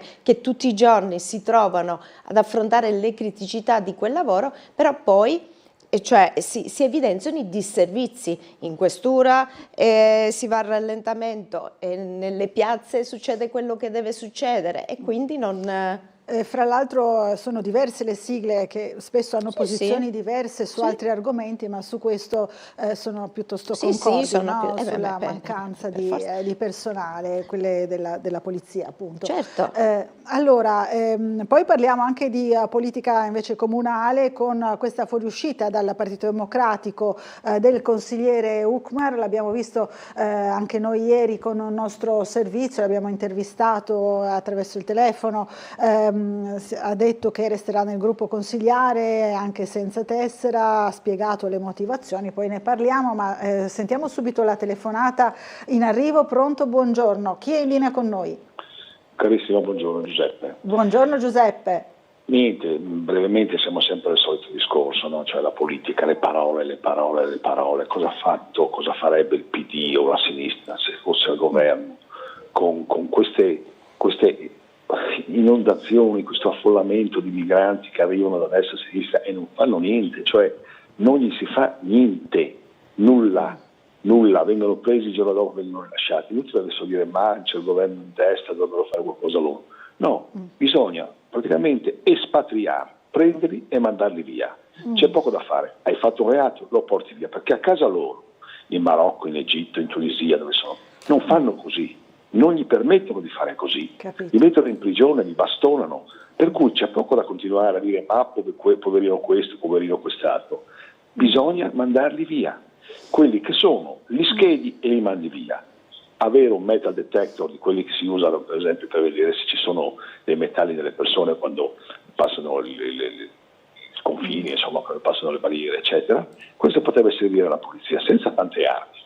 Trovi 1, 2, 3, non importa, colore bianco, rosso, quello che è, ti sembrano strani, li perquisisci, li fai col metal detector e via. Poi un'altra cosa che mi dovete spiegare, no? Com'è che i 100 zingari che sono andati in ospedale lì a Magenta, dove è successo, hanno detto che questo qui era lì per lavorare. Cioè non ho capito, me lo spiegate? Cosa vuol dire era lì per lavorare?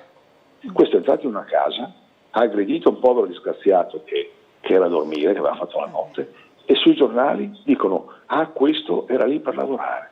Cioè 3 zingari, di cui 1 in macchina, 2 sono entrati, 3 sono entrati. Va bene Giuseppe, Ecco, allora grazie, questo insomma è il punto di vista del nostro telespettatore, no? Dice c'è un affollamento eccessivo di migranti, andrebbero tutti espatriati, non spiega bene come, ma insomma allora, sarebbe partendo dal presupposto che in questo momento governa la destra, anche da noi a livello locale, regione, in comune, però insomma al Ministero dell'Interno, che si organizzi insomma se riescono a farlo.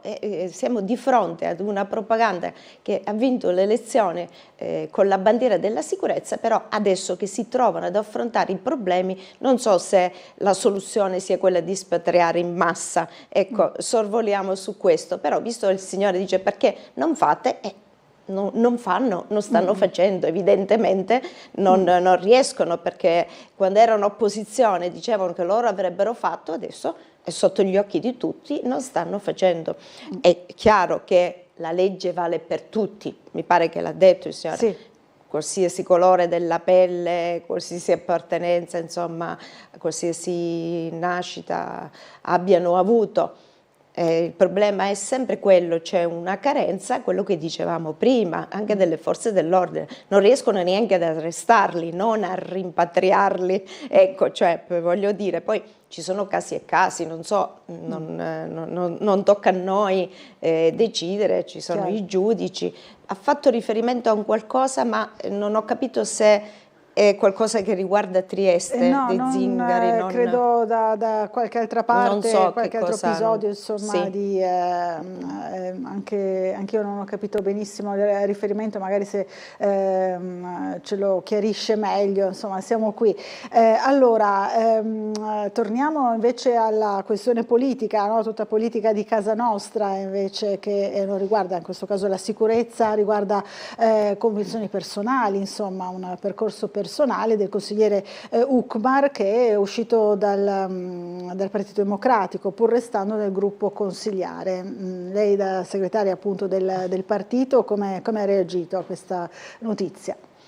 Beh, intanto il consigliere Ukmar aveva già parlato col capogruppo, quindi ne eravamo a conoscenza. Le sue motivazioni non hanno niente a che vedere con la politica locale, insomma con il Partito Democratico di Trieste, e lui non si ritrova nelle scelte fatte a livello nazionale, ma non solo del Partito Democratico, ma dell'intera, come dire, degli accordi europei. Asserisce che il Partito Democratico, ha detto, ha una linea guerrafondaia, ma allora tutti vogliamo la pace, io credo, non soltanto il PD ma tutti i partiti, ma ci sono delle, come dire, se siamo un insieme di stati, c'è un principio di solidarietà. Se uno stato viene attaccato, allora gli altri stati solidarmente aiutano. Allora, non abbiamo affrontato nello specifico questo argomento con il consigliere Ukmar, ma la mia idea è che se qualcuno un domani aggredisse l'Italia per motivazioni X, penso che noi vorremmo che gli altri stati venissero in nostro aiuto. È quello che si chiede, tutti vogliamo la pace, tutti vogliamo che questa guerra finisca, perché ci sono troppe sofferenze, ma deve essere una pace giusta, non deve essere una resa, ecco, altrimenti chi ha delle mire espansionistiche gli apriamo la porta, lasciamo che vada avanti, ecco qua, tutto qua, però non siamo un partito, insomma, come dire, per fortuna non siamo ai tempi del fascismo in cui quando non si prendeva la tessera non si poteva neanche lavorare. Ha ritenuto di non riconoscersi in questo momento nella politica nazionale e non rinnoverà la tessera, lo ha annunciato lui, rimane nel gruppo comunale appunto perché non ha avuto nessun contrasto con il Partito Democratico locale. Ogni tanto succede che qualcuno, insomma, entra in crisi, poi magari ritorna, ecco.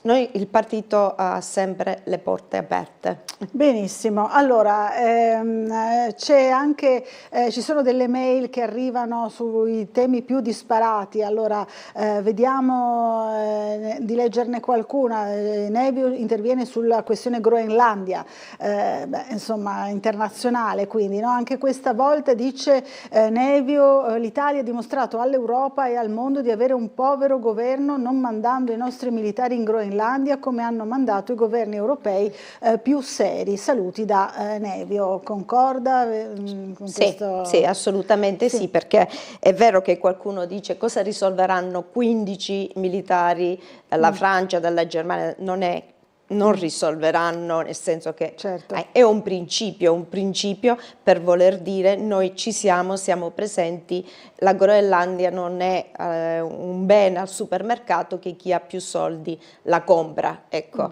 perché da tempo avrebbero potuto fare un presidio lì, un presidio di pace, diciamo, di presenza, come dire, di continuità con tutto il resto dell'Europa, degli stati vicini. Allora, un'altra telefonata, buongiorno, chi è in linea con noi? Sì, carissima, sono Giuseppe, volevo chiarire il discorso che avevo fatto prima. Perché non avevamo sentito bene. Mi riferivo a quel giovane che ha sorpreso uno zingaro che è entrato in casa alle 10 di mattina e lo ha accoltellato. In Lombardia? Sì, in Lombardia, esatto, e questo non qui che mi sembra, non so come si chiama, che è uno zingaro che abita a Torino, insomma, e tutti i vari componenti della tribù sono andati all'ospedale e adesso sul giornale c'è scritto che questi zingari dicono lui era lì per lavorare, cioè lo zingaro era lì a rubare, quindi, invece lo dicono era lì per lavorare. Ecco, questo volevo chiarire. Ho capito, questo era l'episodio, non si era sentito benissimo in studio. Cosa pensa la sua ospite, insomma, capito. Su questo caso. Grazie Giuseppe, allora ha chiarito meglio insomma quello che intendeva dire, no? Sì. Questo caso di adesso che però ho capito. La zona. Non c'è bisogno di dire sono zingaro, qualsiasi persona che di lingue è sottoposta alla legge o italiano, che poi noi usiamo l'appellativo generico zingaro, ma sono persone probabilmente di origine Sinti, ma può anche darsi, a Trieste ci sono di origine Sinti, ma sono una comunità di italiani, hanno le cittadinanze italiane, sono nati in Italia, non sono stranieri, quindi non è che possiamo andare, prendiamo il passaporto, no, è nato. Chiunque delinque di fronte alla legge italiana deve essere arrestato, deve essere sanzionato, insomma deve pagare per l'illecito che ha commesso. Che ha fatto, certo. La penso esattamente in questo modo, sono per il rispetto della legge. Perché, diciamo Zingari, ma Zingari non è a volte una nazionalità, ecco, quindi dove li rimpatriamo se sono italiani? Cioè, poi il fatto del rimpatrio è un altro discorso, infatti ho rimandato al Ministero dell'Interno, li rimpatri, ecco, se riesce. Se lo può fare, se no? lo può fare, li allora, rimpatri. Una telefonata, pronto, buongiorno. Buongiorno, sono Franco Lega da Udine. Franco Lega da Udine. Signore. Triestini e anche i friulani. Buongiorno a lei. Mi sa che la signora Paglia o ci fa o ci resta. Praticamente è la magistratura che non esegue oppure esegue troppo facilmente. Vero, I poliziotti, anche se sono pochi, li arresta e poi li manda fuori e il poliziotto deve rifare ancora tutto il discorso. Ma porca miseria, ma è possibile che la magistratura sia così tumbera di mandare fuori tutti questi qui? Ha ragione Giuseppe che dice bisogna mandarli via, ma per mandarli via le forze dell'ordine non devono portare il delinquente, diciamo, alla magistratura, deve con le motovedette portarlo a casa loro e basta. E sciuntare, eliminare la magistratura, fare per conto loro. Addirittura eliminare la Grazie, magistratura. Mandi a lei, grazie Franco. Allora, colpo di Stato, molto, sì.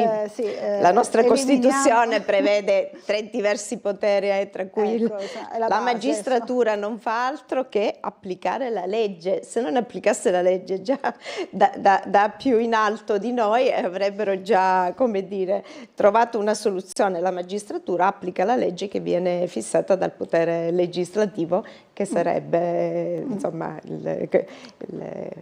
abbiamo i 3 poteri della Costituzione, non si può eliminare la magistratura e neanche si può accusare un magistrato se fa rispettare la legge. Se ci sono delle decisioni, significa che si sono attenuti a quello che ha previsto il potere legislativo, la legge.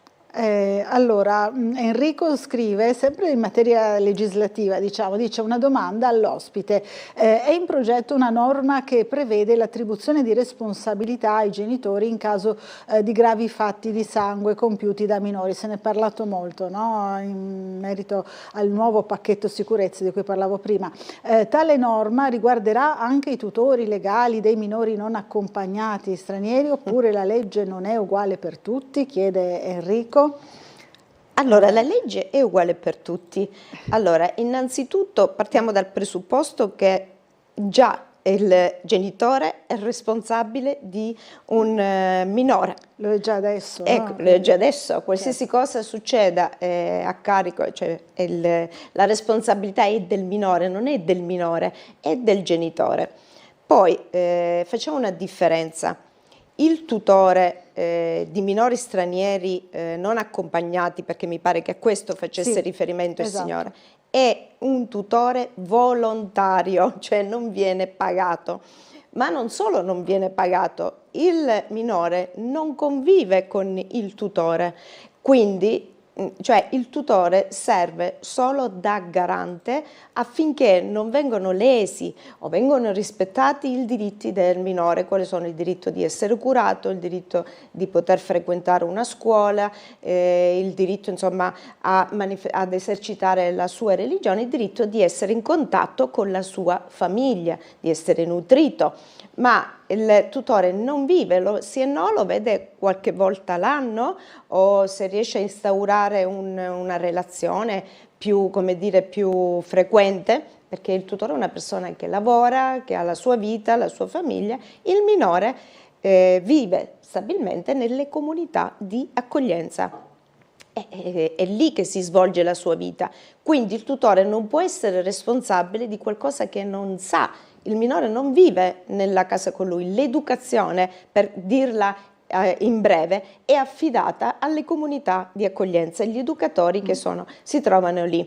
E su questo possiamo aprire un'altra situazione, perché il Ministero ha tagliato i fondi per le comunità di accoglienza, anche la Regione ha tagliato i fondi, quindi meno educatori, meno corsi di lingua italiana, meno conoscenza del territorio, meno frequenza, non so, in attività sportive, tutto quello che può favorire l'integrazione. A volte un educatore in una comunità di accoglienza si trova 15 minori, deve pensare, andare a fare la spesa, ci sono i turni per la notte, insomma deve verificare che rientrino la notte, magari rientra uno, non rientra l'altro.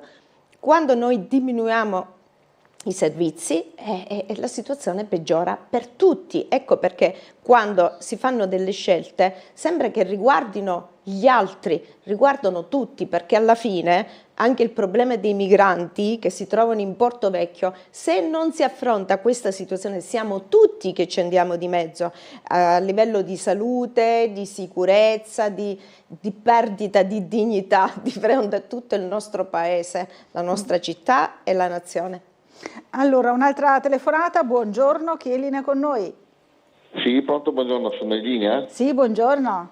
Buongiorno Bucarella, lei la redazione, sempre una redazione bella, efficiente, efficace, gradevole. Grazie. Alla gentile ospite e a tutti i telespettatori di Tele4.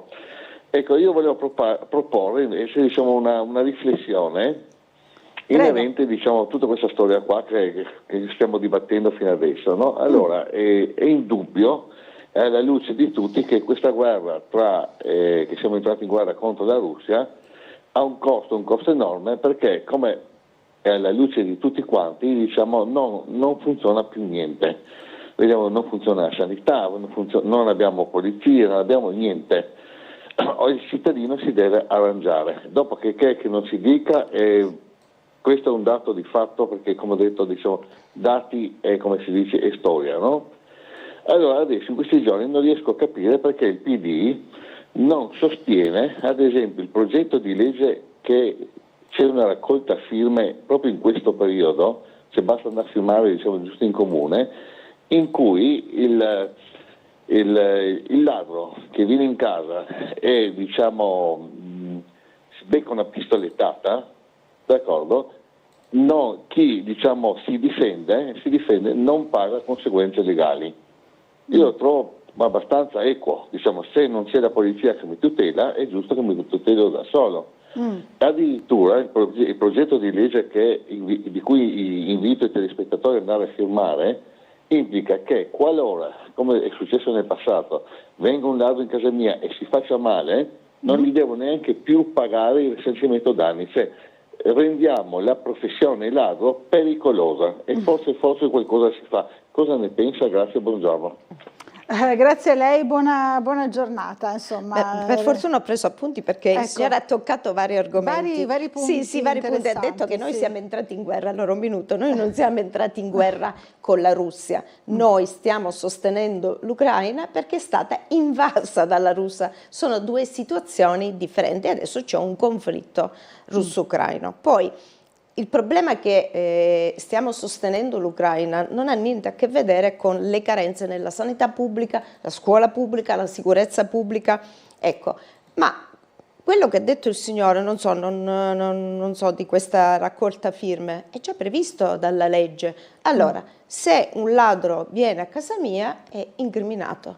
Se io mi difendo, c'è una legittima difesa, io non vengo incriminata perché mi sto difendendo in modo legittimo. Se il ladro scappa via appena mi vede e io per caso ho una pistola, lo rincorro e gli sparo, quella non è una legittima difesa, quella è un'altra cosa e quindi posso essere incriminata. No, da noi c'è il principio della legittima difesa ed è chiarissimo che nessuno non paga le spese e neanche può essere incriminato se si è legittimamente difeso. Non so poi se c'è un caso particolare a cui faccia riferimento, ma la legge già prevede tutto ciò. Mi pare che non ha aggiunto altro, no? No, era tutto, ma sentiamo ancora la prossima telefonata, poi dobbiamo andare in pubblicità. Allora, pronto, buongiorno.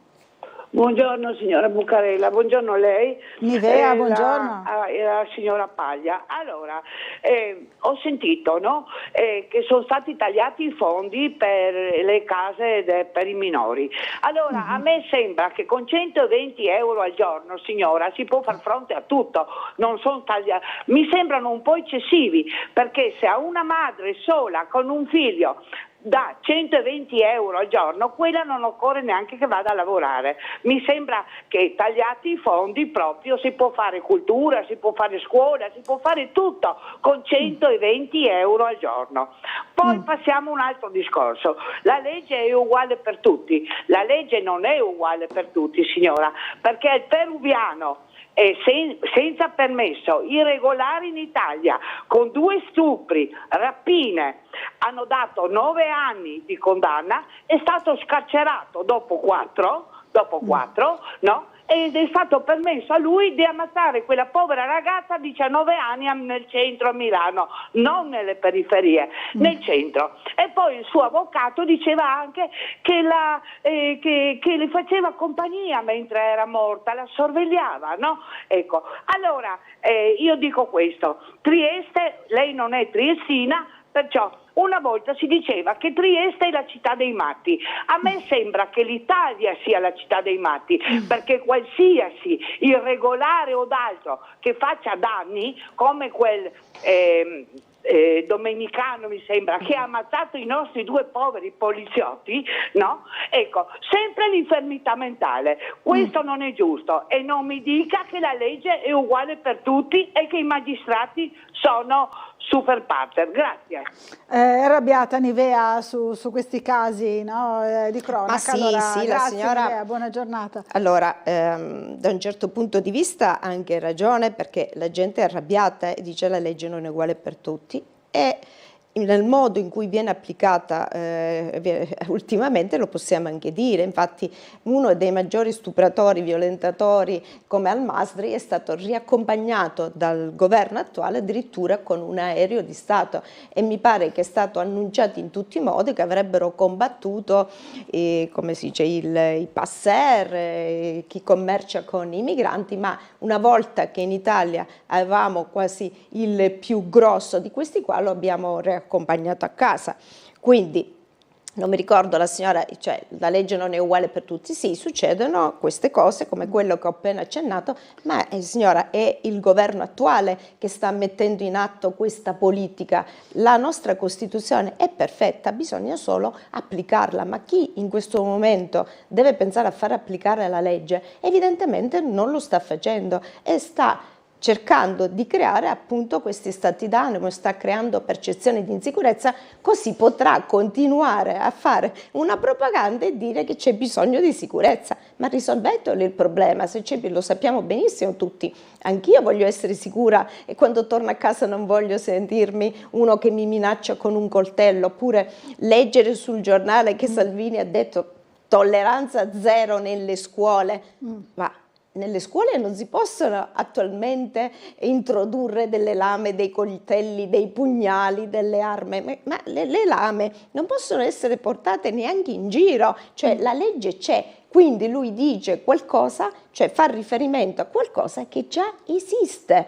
Ecco, che pensino a risolvere i problemi all'origine, andando alla causa. Una di queste è la carenza di organico, oppure possiamo anche dire che chi lavora nel pubblico, sia nella sanità, sia nella scuola, sia nella sicurezza, è sottopagato.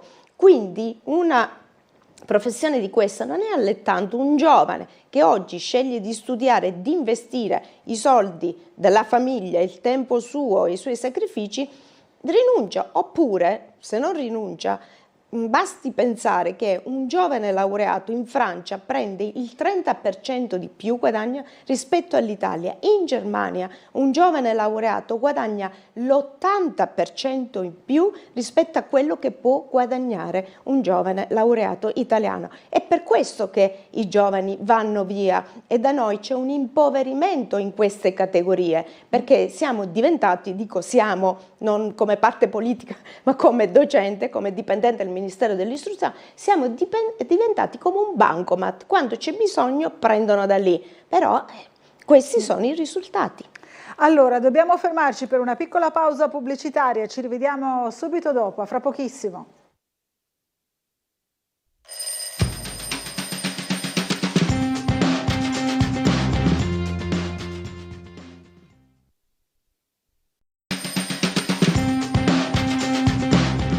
Rieccoci in diretta, ancora in compagnia di Maria Luisa Paglia, segretaria del Partito Democratico di Trieste. Allora, c'è già una telefonata in arrivo, poi leggiamo anche varie mail che sono in arrivo al nostro indirizzo. Pronto, buongiorno, chi è in linea con noi? Buongiorno, sono Paolo. Paolo, buongiorno. E volevo dire alla signora come si chiama in Paglia, sì. Perché svicola sempre quando scrivono di 120 euro, domandano di 120 euro? Perché svicola? Io ho lavorato tutta la vita con 120 euro, altro che è un ladrocinio sulla gente che lavora per bene. La gente che fa tutti i sacrifici tutta la vita, poi vede che danno 120 euro, ma siamo matti! Ma mamma mia, è un'altra cosa, quello che il governo ha mandato in Egitto al Sari, come si chiama, si dimentica la signora Paglia che erano 15 giorni che stava girando per tutta l'Europa, Germania, Francia, Inghilterra, quando è arrivato in Italia gliel'hanno sbolognato qua e lei si dimentica queste cose qua. Sono la rovina di Trieste, mamma mia, mi scusi, buongiorno a tutti. È arrabbiato anche il signor Paolo, insomma stamattina ci sono telespettatori un po' infuriati. Allora dice che come diceva anche prima Nivea, i famosi 120 euro al giorno, no? Allora io non so se siano 120 euro, comunque ammesso che siano 120 euro, partiamo dal presupposto che abbiano dei dati giusti. Queste comunità lavorano con delle convenzioni con il comune, si fa un bando, c'è un incarico, quindi il comune sa benissimo se una cifra adatta, opportuna. Evidentemente 120 euro non è che servono solo per il cibo, i vestiti, ma devono pagare gli affitti, devono fare dei contratti per gli educatori, ci sono i cuochi, ci sono una serie di servizi, non so, la lavanderia, ecco, è un servizio di cui usufruisce il comune, anzi a volte il comune, come dire, vengono spostati verso altre comunità che non si trovano a Trieste. Allora, quindi non spetta a noi politici valutare se la cifra è adatta oppure no, spetta al comune, spetta alla regione. Ecco, non ho capito il discorso, cioè non serve che la posizione ci sono degli appalti, ecco, sia per i minori sia per insomma le strutture per adulti, e che se non ci fossero il comune sarebbe in grande difficoltà.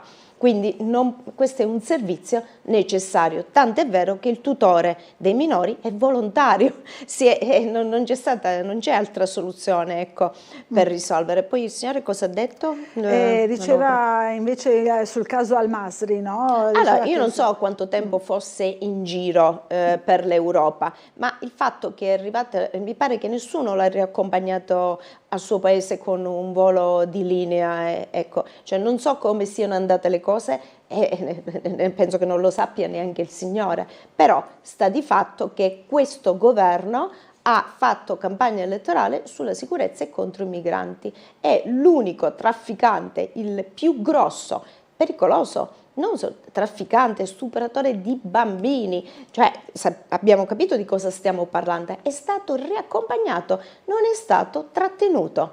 Ecco, allora non è che se uno Stato ha fatto finta di non vederlo, allora noi facciamo la stessa cosa, ammesso che sia vero questo, cioè dico così per rispondere al signore, ma Di cosa stiamo parlando? Intanto il fatto oggettivo è questo: non è stato arrestato, era a vedersi la partita tranquillamente, se non era nascosto, era così sotto gli occhi di tutti, è stato riconosciuto e è stato portato a casa sua. Punto. Allora, un'altra telefonata subito, buongiorno. Sì, pronto, buongiorno, Bruno al telefono. Bruno, buongiorno. Allora, volevo fare una domanda. Sì, prego. Allora, prima ho sentito una telefonata, no, riguardo che il governo attuale, no? Allora la dottoressa ha detto che pare di è come se questo governo attuale non stia facendo niente.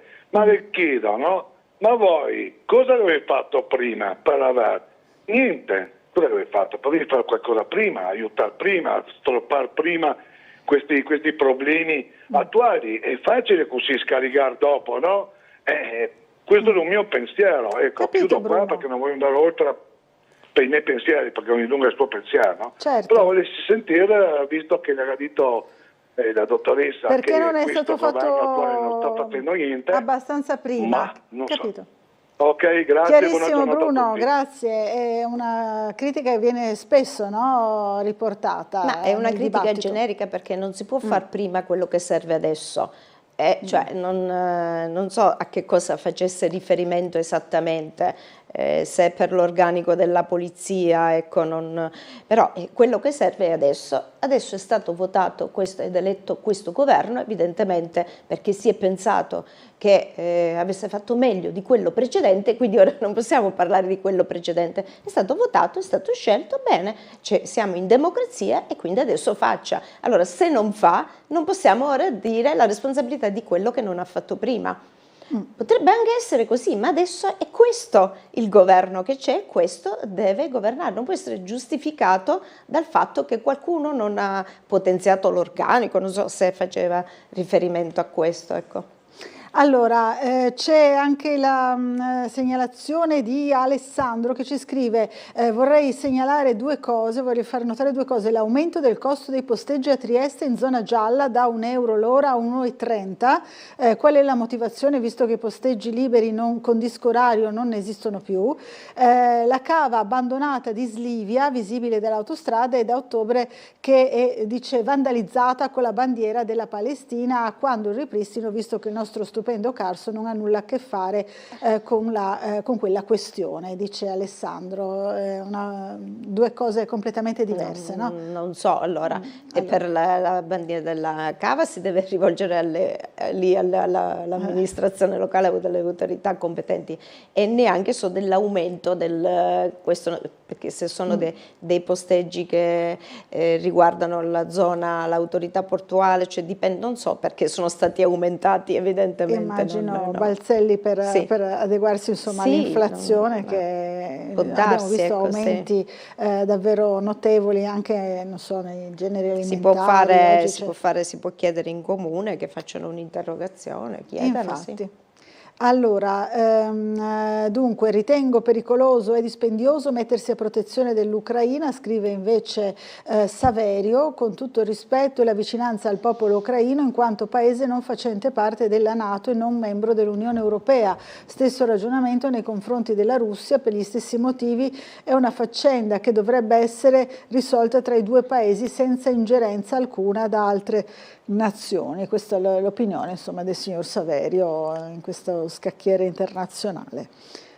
Se parliamo adesso della NATO, cioè potremmo dire tutt'altro della NATO, esatto. Anche se facciamo parte della NATO veniamo attaccati fra un po' da quelli che ci dovrebbero proteggere la Groenlandia, insomma, vedi il caso un caso Groenlandia, così, ma non va bene. Solo. Allora, una telefonata, buongiorno, chi è in linea con noi? Buongiorno, sono Franco Lega da Udine Nord. Una rettifica. Voi non avete pensato al mio discorso, vi siete fermati sul eliminare la magistratura. Ma chi elimina la magistratura? Che poi bisogna pagargli la pensione.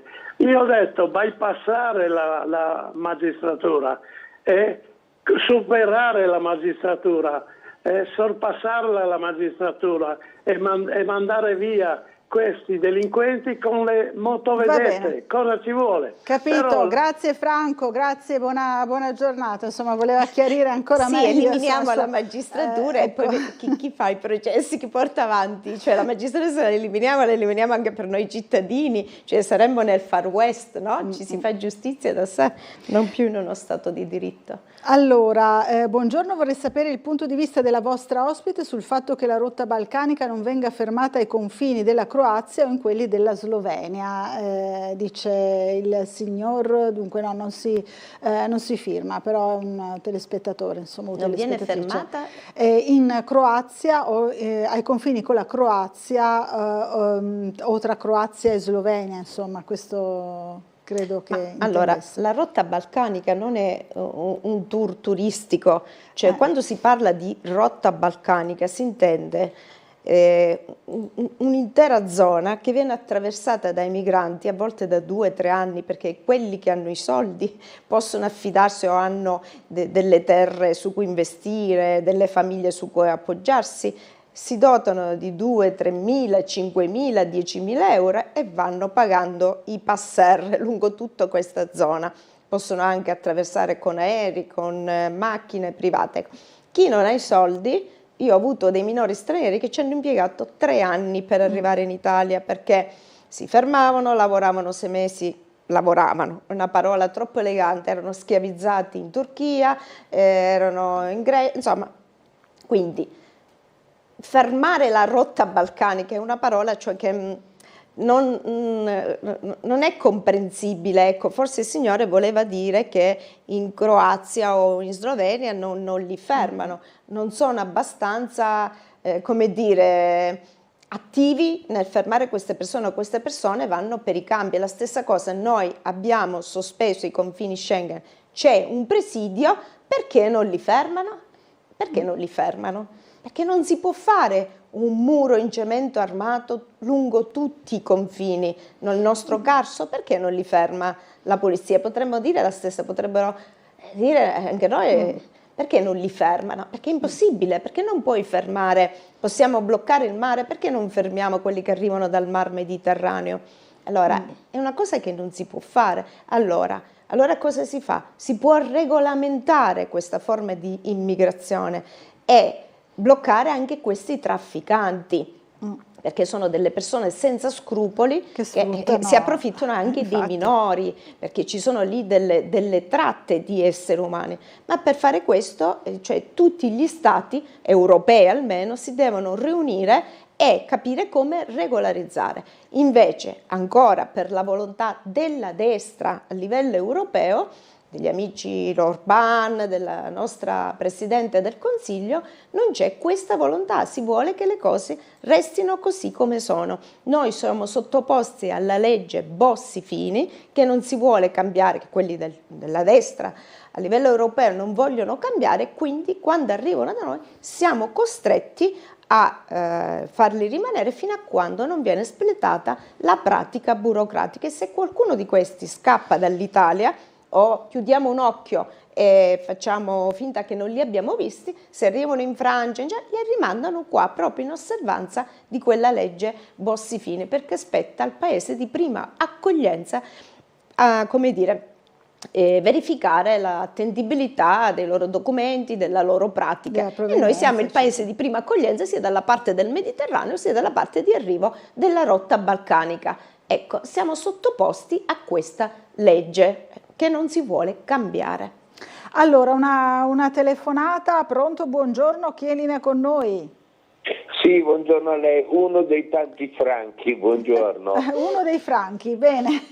Perfetto. Volevo fare una domanda alla sua ospite, gentilmente. Prego.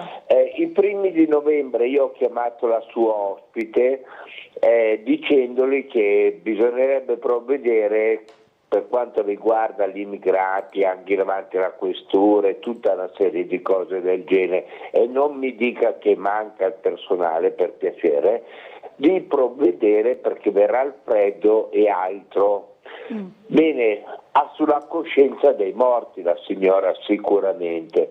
A Pordenone un assessore neanche una settimana fa ha fatto quello che avevo consigliato alla signora, di provvedere tramite la protezione civile. Mi scusi Franco, mi scusi se la interrompo, la signora è la segretaria del Partito Democratico, quindi partito di opposizione. Non posso prevedere, non so il signore dove mi ha chiamata. In quale ruolo avrebbe dovuto fare quello che chiede? È quello che le stavo dicendo. Io i primi di novembre le avevo detto di organizzarsi per dare un riparo o comunque rendere confortevole la permanenza di alcuni immigrati, di non tenerli sotto il freddo, che c'era la possibilità che muoiano. Ma credo sia proprio d'accordo con lei. A Pordenone, un assessore di Pordenone ha preso la protezione civile, ha preso i lettini e ha preso le coperte, ha fatto in modo di mettere in copertura una serie di immigrati per non farli morire dal freddo. Siccome noi le protezioni civili abbiamo i magazzini pieni di materiale inutilizzato, poteva la sinistra, se si chiama ancora sinistra, provvedere a fare in modo che non ci fossero morti in giro, considerando che il materiale per metterli al caldo. Certo Franco, ma perché avrebbe dovuto farlo la sinistra? Questo No, non possiamo farlo, noi ci appelliamo ogni giorno a questo, scriviamo. Allora, l'hanno Franco, fatto a Pordenone una settimana fa. Ma un assessore di centrodestra, certo, perché governa la città di Pordenone, ma non è giunta di centrodestra. Abbiamo persone umane che muoiono dal freddo, che sia sinistra o destra, noi abbiamo speso come cittadini. Ma certo, soldi assolutamente. Allora, forse non ci stiamo capendo bene. Allora, signora, o mi ha confuso con qualcun'altra perché ho avuto questo dubbio, perché mi pare lei è la signora Paglia della sinistra PD. Sì, della sinistra PD. E quindi in quale ruolo avrebbe dovuto intervenire? No? È su questo che non ci capiamo. In comune avrebbe dovuto. In comune non c'è la signora Paglia. No, a parte che allora va bene, facciamola finire. Va bene. Per mettere in condizioni le persone di non dormire in strada. Infatti. Una richiesta. La richiesta di fatto un assessore. Ma è il comune che infatti l'ha fatto un assessore in comune a Pordenone, se non sbaglio, no? Quindi dovrebbe chiederlo a un assessore del comune di Trieste. Una unica, la sinistra è un nucleo di persone che dovrebbero fare il benessere dei cittadini, anche stranieri, come lei a livello volontario lo stanno anche facendo, no? Perché so che è in corso anche una raccolta di contigli. No, ma io ringrazio il signore perché mi dà la possibilità di rispondere. Allora bisogna, il signore forse non è chiaro, noi siamo una forza politica in questo momento di opposizione, quindi e a Trieste tutti sanno che non solo il PD ma il centro-sinistra presente in comune ha presentato un'infinità di mozioni, interrogazioni, abbiamo fatto proteste, manifestazioni, cortei, appunto per sensibilizzare l'amministrazione comunale di fronte alla situazione in cui si trovano i migranti in Porto Vecchio, le persone richiedenti asilo, ecco, in Porto Vecchio, perché sono tutte regolarmente, tranne qualcuno, insomma, come dire, si è presentato già in questura per richiedere la protezione, ma viene rimandato, insomma ci sono dei tempi lunghi. Allora, il signore deve sapere che l'opposizione non può decidere niente, può essere garante, può sollecitare, ma noi non possiamo prendere, non so cosa è successo esattamente a Pordenone, ma noi a Trieste siamo opposizione, non possiamo decidere. Poi il signore, quando ha detto io l'ho chiamato e l'ho chiesto, ho lì percepito che forse mi ha confuso con qualcun altro, cioè io non sono né assessore né posso decidere di organizzare qualcosa in Porto Vecchio. Però, come ha accennato la dottoressa Buccarella, noi, nonostante questo non abbiamo capacità, possibilità di decidere, ci siamo attivati a livello di volontariato, abbiamo attivato una raccolta fondi che ha avuto un grande riscontro, tant'è vero che abbiamo ordinato per la 4ª volta dei sacchi a pelo, perché non abbiamo scelto noi, abbiamo chiamato il centro diurno di Via Udine, abbiamo chiesto cosa possiamo fare nell'immediato, ma come serve, no? forma di volontariato, hanno detto ci servono dei sacchi a pelo, e allora già faremo la 3ª e la 4ª, come dire, consegna, perché nella zona non abbiamo trovato evidentemente, e le abbiamo ordinato, quindi ci sono dei tempi e stanno arrivando, ma col volontariato non si risolve, anche perché molti, per esempio lo Spazio Udine che è stato attivato dal Vescovo, si basa sul volontariato, ci sono tante persone che fanno i turni anche la notte, che vanno lì, e il volontariato può fare una poca cosa, può dare una mano, però questo è qualcosa che tocca l'amministrazione, perché anche organizzare questa fase dell'accoglienza è un qualcosa per cui noi paghiamo le tasse. L'amministrazione non lo fa di tasca propria degli assessori, lo fa con i nostri soldi e deve farlo, perché se non lo fa, e come dicevo prima, ci andiamo di mezzo tutti, ci andiamo di mezzo a livello di salute e di malattie che si possono diffondere, ci va di mezzo la sicurezza, perché sicuramente non tutti i richiedenti asilo avranno una fedina penale immacolata come tutti gli italiani, come tutte le persone che esistono su questo mondo, quindi la sicurezza, la salute, tutto quanto, cioè è un interesse nostro che venga regolamentato, eppure non lo fanno, sono anni e anni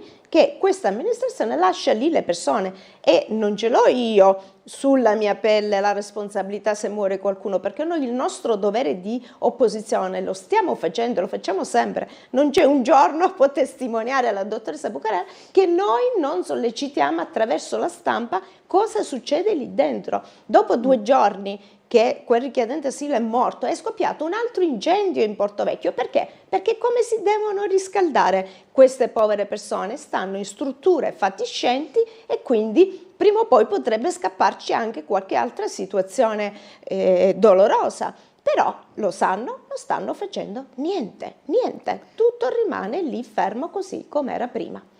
Allora, questo è un tema di cui si è dibattuto molto, sicuramente si continuerà a parlarne, l'inverno insomma è ancora, con il freddo, è ancora lungo. Sì, abbastanza lungo. Io ringrazio Maria Luisa Paglia per essere stata con noi questa mattina, la invito a tornare a trovarci presto. Assolutamente sì. Grazie e buona giornata a tutte e tutti. Buona giornata a lei, e noi ci fermiamo per un po' di pubblicità. Fra poco sarà con noi il sindaco di Muggia, Paolo Polidori. A fra poco.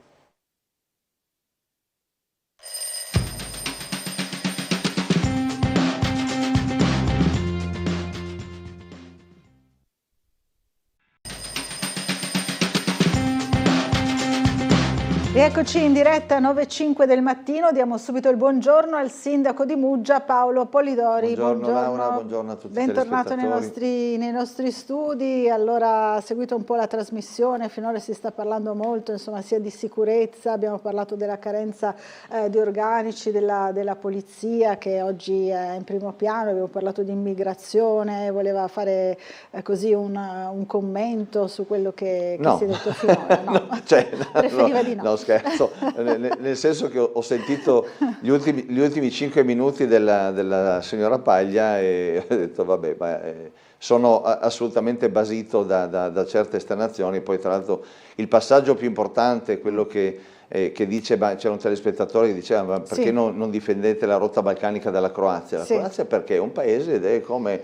Ma la Croazia è al confine con la Bosnia, allora se la Paglia non lo sa, la Croazia è al confine con la Bosnia e quindi è il confine dell'Unione Europea. Non è un confine X tra Slovenia e Croazia. La Croazia confina è il confine dell'Unione Europea, per cui è l'Unione Europea che per la rotta balcanica dovrebbe pensare di istituire una forza multinazionale e di controllare. Sono dei confini veramente difficili, perché sono lunghissimi e sono sono montuosi, sono boscosi. Ma, quello è il confine da difendere. Se vogliamo difendere i confini da da questi flussi, da questa invasione, perché comunque anche se i flussi sono in diminuzione negli ultimi anni, comunque si tratta di un'invasione, si vedono poi i risultati deleteri su tutte le nostre città, Trieste compresa, e quindi su questo l'Unione Europea non ha mai avuto il coraggio, proprio per la sua connotazione politica marcatamente di sinistra, quindi di accoglienza tout court, no? senza alcuna restrizione, senza il fatto di seguire quello che è il principio fondamentale della difesa dei confini e della difesa della nostra società, del nostro mondo. E quindi da questo punto di vista è assolutamente deleterio il fatto che non ci sia una forza multinazionale di guardia al confine. Poi quello che può fare il governo italiano, che lo sta facendo, sta cercando di instaurare una specie di messaggio, se vogliamo, a coloro i quali vogliono venire qui e pensare di essere accolti facilmente, di essere nutriti facilmente, tra l'altro da situazioni sicuramente non di guerra, come oggi si può parlare di Afghanistan o di Pakistan, no? E quindi il fatto di accoglierli senza regole, di dar loro vitto, alloggio e possibilità di stare qui e magari in gran parte anche o in buona parte di poter delinquere tranquillamente, sicuramente è uno sprone, un'incentivazione a far arrivare gente da queste parti. Per cui quello che sta facendo anche il governo italiano, vedi il centro in Albania che pian pianino anche con, nonostante le restrizioni e i muri che i giudici, che la magistratura mette davanti, sta cercando di bypassare, ma di dare questo messaggio che se arrivi in Europa non è che hai matematicamente vitto, alloggio, sicurezza, non lavori e hai lo stesso, vieni lo stesso mantenuto. Non è questo il messaggio. Allora si comincia a dare un messaggio che arrivi qui, se e solo se hai la possibilità di lavorare, ti viene richiesto di venire qua a lavorare, è un conto. Se vuoi venire qui per fare i cavoli tuoi, per delinquere, per cercare di imporre anche il tuo stile di vita, il tuo modo di pensare, magari anche la tua religione, questo non è un paese, parliamo dell'Italia, ma dovrebbe essere per l'Europa, non è un continente, non sono stati dove tu puoi arrivare e fare quello che vuoi. Chiaro, questo è il messaggio che deve essere chiaro. È un'impostazione completamente diversa, ovviamente, no? Cioè, allora, era capitato anche a me, se vuoi, nel mio piccolo, il fatto, ti ricorderai forse 2 anni fa, c'erano 2 ragazzi afghani che erano venuti dalla rotta balcanica, erano venuti a Muggia, rintracciati a Muggia.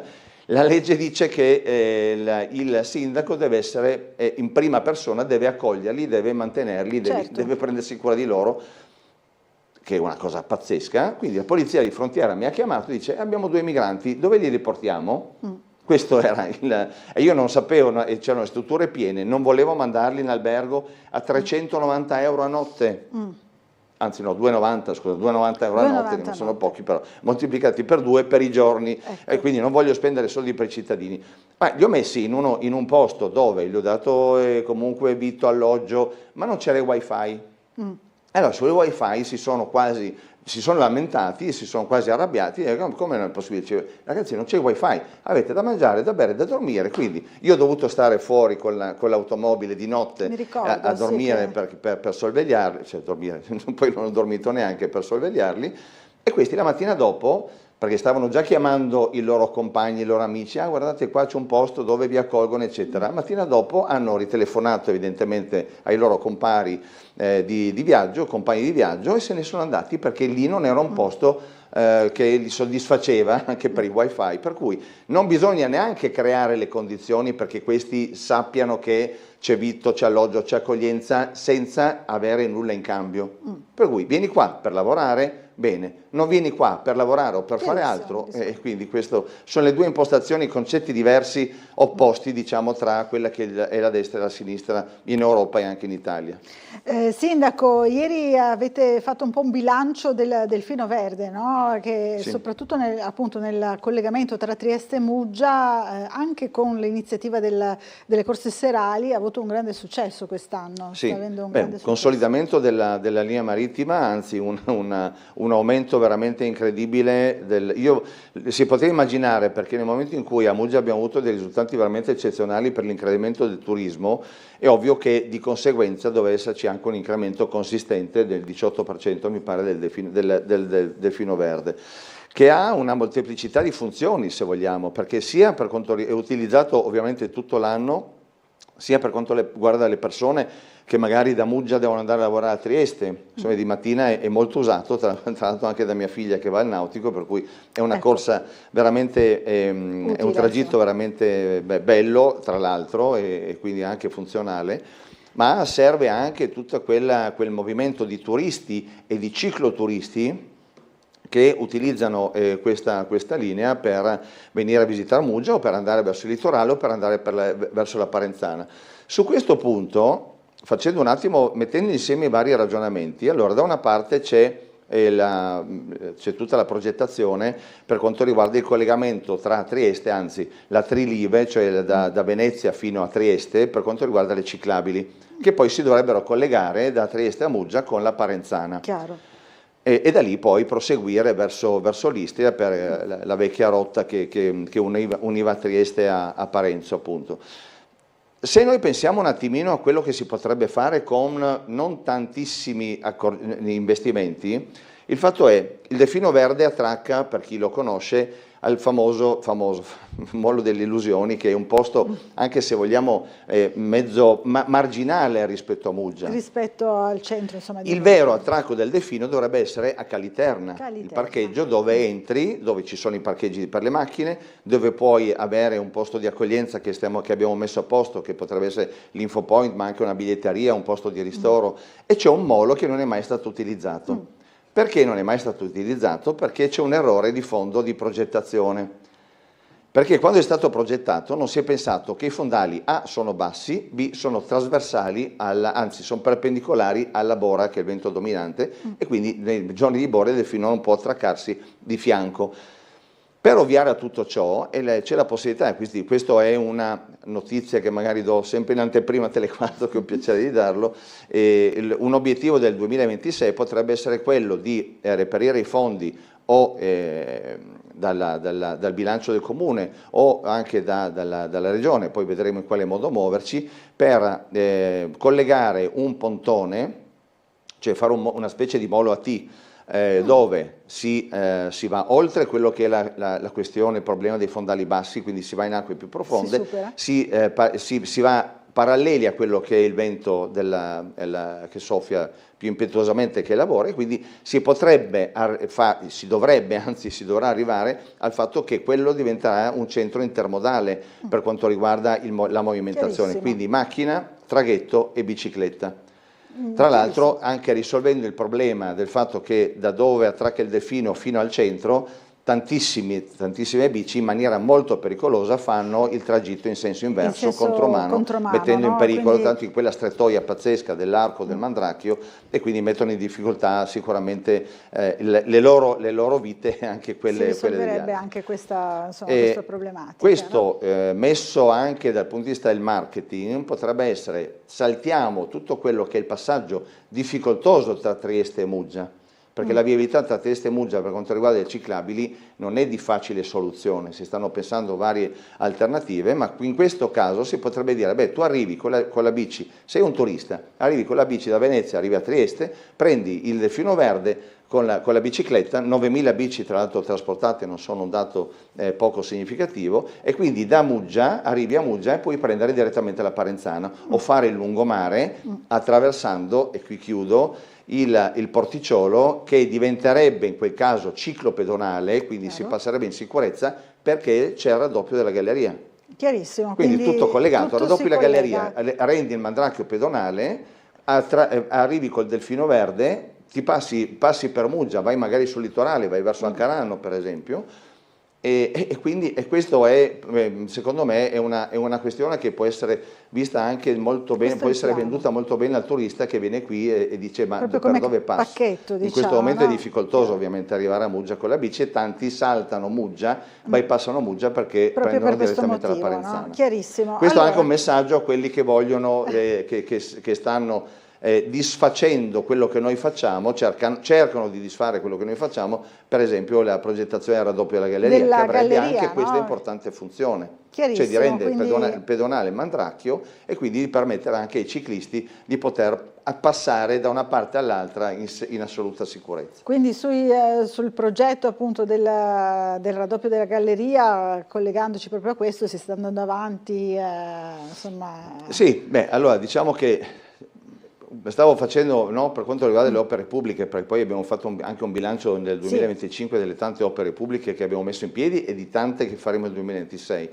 C'è il partito del fare e il partito del disfare, così come vedo a Muggia, così come vedo a Trieste, così come vedo in Italia, così come vedo anche in Europa. No, non si può fare nulla secondo il partito del disfare, non soltanto del Nosse Pol, ma anche del Nosse Devi. Non si devono fare opere pubbliche, non bisogna migliorare la vita dei cittadini, perché ogni opera pubblica che tra l'altro casualmente ovviamente mette in campo il centrodestra, dall'altra parte c'è un centro-sinistra che dice no, allora lottiamo, facciamo i comitati, facciamo tutte le lotte possibili, facciamo i ricorsi al TAR, al Consiglio di Stato, eccetera, eccetera. Cioè è ora di finirla un po', perché c'è ampia possibilità per chi vuole fare opposizione di bloccare le opere pubbliche, e questo è alla fine deleterio, perché rimandare opere che comunque sono assolutamente indispensabili, e anche il TAR lo ha decretato nel ricorso, gli 8 punti fondamentali sul fatto che è necessario raddoppiare la galleria, il TAR ha decretato che è un'opera buona e giusta per Muggia. Chiarissimo. E quindi alla fine noi andremo avanti lo stesso, perché ci crediamo. Non sarà un'opera sicuramente finita in questa consigliatura, perché bisogna perdere mesi e mesi e mesi, perché i comitati fanno i ricorsi, fanno tutte le lotte contro, ma alla fine ce la faremo. Non sarò io, sarà qualcun altro, ma l'importante è che Muggia prima o poi avrà il suo raddoppio della galleria, che migliorerà traffico, migliorerà inquinamento, migliorerà la mobilità e darà un'opportunità in più, come dicevo prima, ai cicloturisti di bypassare Muggia in assoluta tranquillità. Allora ci scrive Saverio: Paolo Polidori, sindaco di Trieste subito, e torniamo su un argomento che abbiamo già trattato, no? Sì, allora io la dico in maniera molto sintetica, anche perché se ne è già parlato. Io sto bene, lavoro bene a Muggia, anzi mi piacerebbe vedere tutte le opere che ho cominciato, vedi anche questa è la galleria, finite. Per cui ho una bella squadra di collaboratori, una bellissima squadra di assessori, per cui cosa vorrei di più? È ovvio che uno dice Trieste, c'è l'ambizione, no, di dire di andare ad amministrare una città così grande e così importante, però io ho detto tranquillamente, non chiedo nulla, perché non ho mai chiesto nulla nella mia vita politica, ho detto aspetto per vedere se si pensa che ho la possibilità, che ho le capacità per fare una cosa, allora me lo si chiede e io in quel caso ci penso. Chiaro. Quindi non direi neanche subito sì, ma ci penserei. Questo ad onta, no? Registriamolo così, siccome ho sentito anche nei vari post di Facebook da parte dell'opposizione, Bussani piuttosto che altri, dicevano allora sì, adesso vedrete che adesso farà la smentita, perché c'era un titolo fuorviante sul Piccolo dove io sindaco di Trieste, ma si sa che i titoli tante volte sono per invogliare la gente a leggere i titoli e non a leggere i contenuti, per cui se me lo chiedono ci penso, punto. Benissimo, ha chiarito anche questa situazione. Allora c'è la telefonata, poi dobbiamo andare in pubblicità. Pronto, buongiorno, chi è in linea con noi? Pronto? C'è qualcuno in linea? Allora, credo sia caduta la linea, la telefonata, ci fermiamo per una piccola pausa pubblicitaria e ci rivediamo fra pochissimo.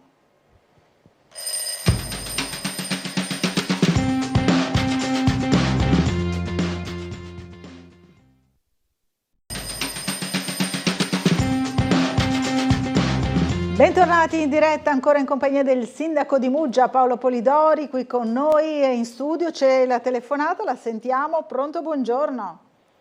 Sì, buongiorno a lei, sempre uno dei franchi. Okay. Uno dei franchi sempre, buongiorno. Franchi tiratori. Buongiorno signor Polidori, io sono invalido al 100% e mi muovo a sedia a rotelle. Avete fatto l'anno scorso una bellissima pubblicità per quanto riguarda l'accesso al mare di persone che portano invalidità come me, sedia a rotelle. Avevo chiesto gentilmente, dato che siete le persone del fare, di poter mettere dei cartelli dove segnalate dove c'è l'accesso, perché io venendo giù da Udine, volendo fare il bagno al mare da 5-6 anni, non ho trovato le indicazioni per poter accedere al mare.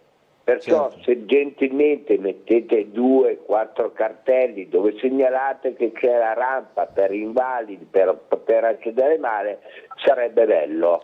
Sì. Secondo, sulla costa avete posizionato dei contenitori da cantiere per poter andare in bagno, solo che dove c'è l'accesso al bagno biologico, diciamo, il problema è che davanti avete fatto le righe per quanto riguarda il parcheggio delle moto, perciò era pressoché impossibile accedere, avendo parcheggiato davanti all'apertura della porta. Però a che altezza sta dicendo? Perché non era pressoché impossibile accedere a questi bagni chimici. Sì. Ma che altezza? A quale altezza, signor Franco? Per sedia a rotelle, però davanti avete fatto la segnaletica per i motorini di parcheggio. Capito, non abbiamo capito a che altezza le chiedeva il sindaco.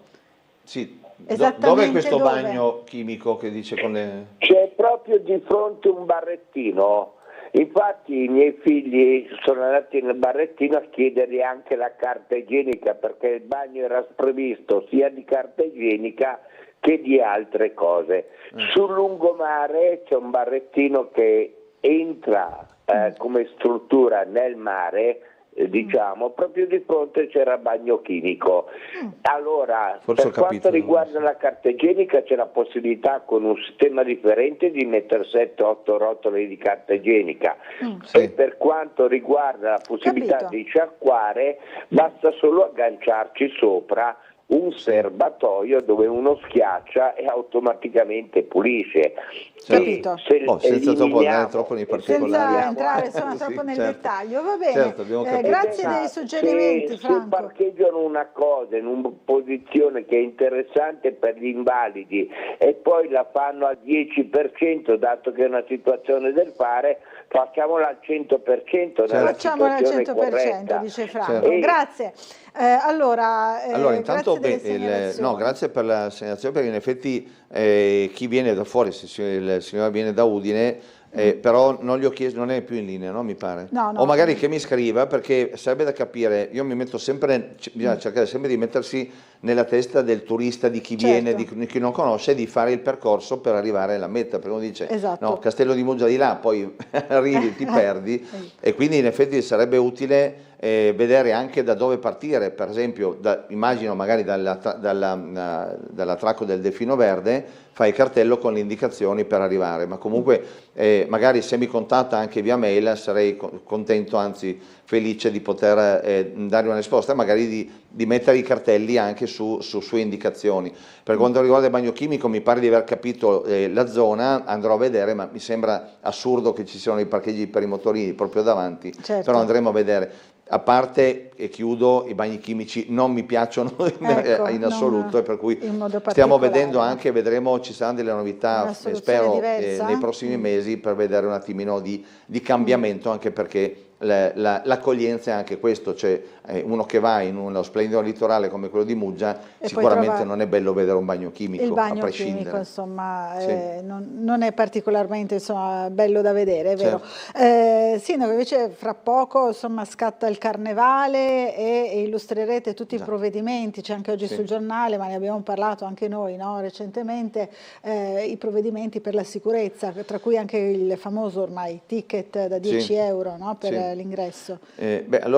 Da quando amministriamo noi ci sono stati già dei cambiamenti epocali. Se pensiamo al Carnevale, abbiamo tolto il palacarnevale perché invece di essere un sistema per far defluire la gente da Muggia e quindi di tenerli in una zona controllata, poi si è verificato l'inverso, cioè è un attrattore per anche persone poco raccomandabili che poi si riversavano al centro di Muggia. Quando abbiamo deciso di toglierlo c'era chi lanciava strali, diceva sì, vedrete, anatema a voi perché ci sarà disastro, Muggia al sacco, eccetera, eccetera, e si è migliorato tantissimo per quanto riguarda la vivibilità del carnevale. Tanto è vero che nell'ultimo anno si è registrato un quasi azzeramento degli accessi all'unità medica per quanto riguarda l'eccesso di alcol, a fronte delle decine che erano gli anni, che si verificavano gli anni prima.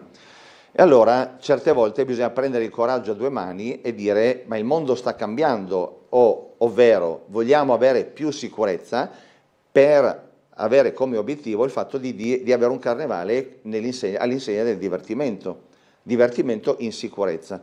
Cosa è cambiato? È cambiato che negli ultimi anni la nostra società, ma si può vedere quello che sta succedendo a Trieste, in maniera velocissima sta cambiando in peggio per quanto riguarda la microcriminalità. Le bande dei cosiddetti Maranza che sono venuti anche a Muggia nonostante tutti i controlli che c'erano. Allora questo provvedimento del ticket, che poi non è un ticket, ma insomma non è per far cassa, lo dico e lo ripeto perché a fronte di entrate X avremo entrate X più Y, avremo uscite X più Y perché avremo dei costi sicuramente molto più ingenti, quindi non è un sistema per far cassa.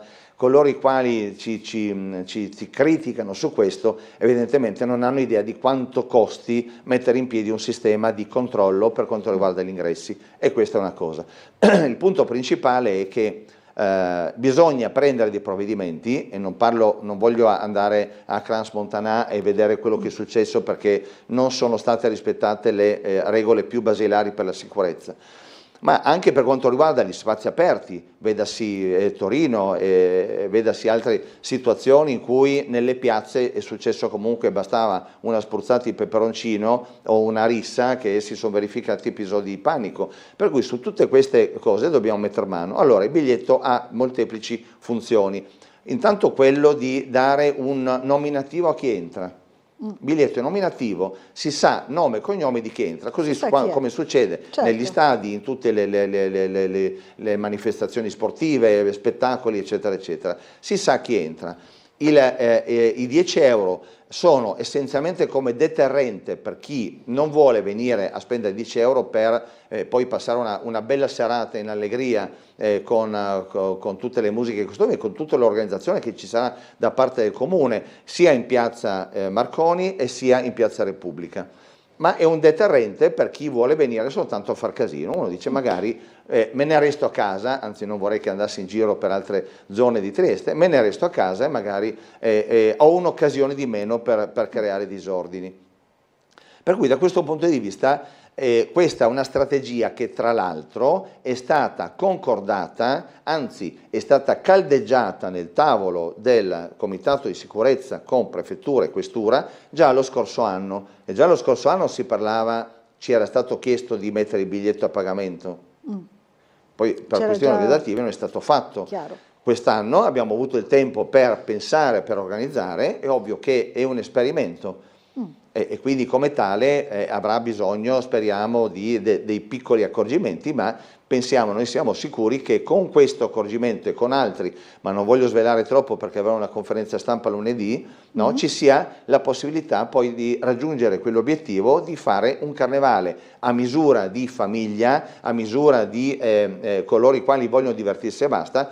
Parentesi, le famiglie, altra cosa che è venuta fuori, sì, 10 euro a testa, una famiglia di 4 persone paga 40 euro. Non sarà così, perché una delle tantissime agevolazioni sarà proprio quella di far venire le famiglie incentivandole, perché si pagheranno soltanto 10 euro, anche se si hanno più figli. Chiaro. Ecco, quindi da questo poi i bambini, i ragazzi al di sotto di 12 anni non pagheranno, per cui tante altre cose che danno quella che è l'idea che vogliamo che arrivi gente, ma gente sana, gente che vuole divertirsi. Che ha voglia Questo di divertirsi, è il messaggio. Chiarissimo. Allora, una telefonata, poi di nuovo la pubblicità, l'ultima pausa della mattinata. Pronto, buongiorno.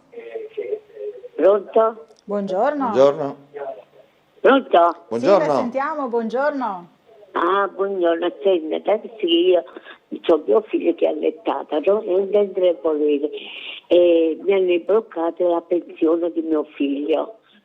Un avvocato che doveva avere dei soldini da mio figlio mi ha bloccato, che in questo mese dice dai, non ho preso la pensione di mio figlio e io devo pagare, ma ci viene a aiutarmi a mio figlio, ha capito?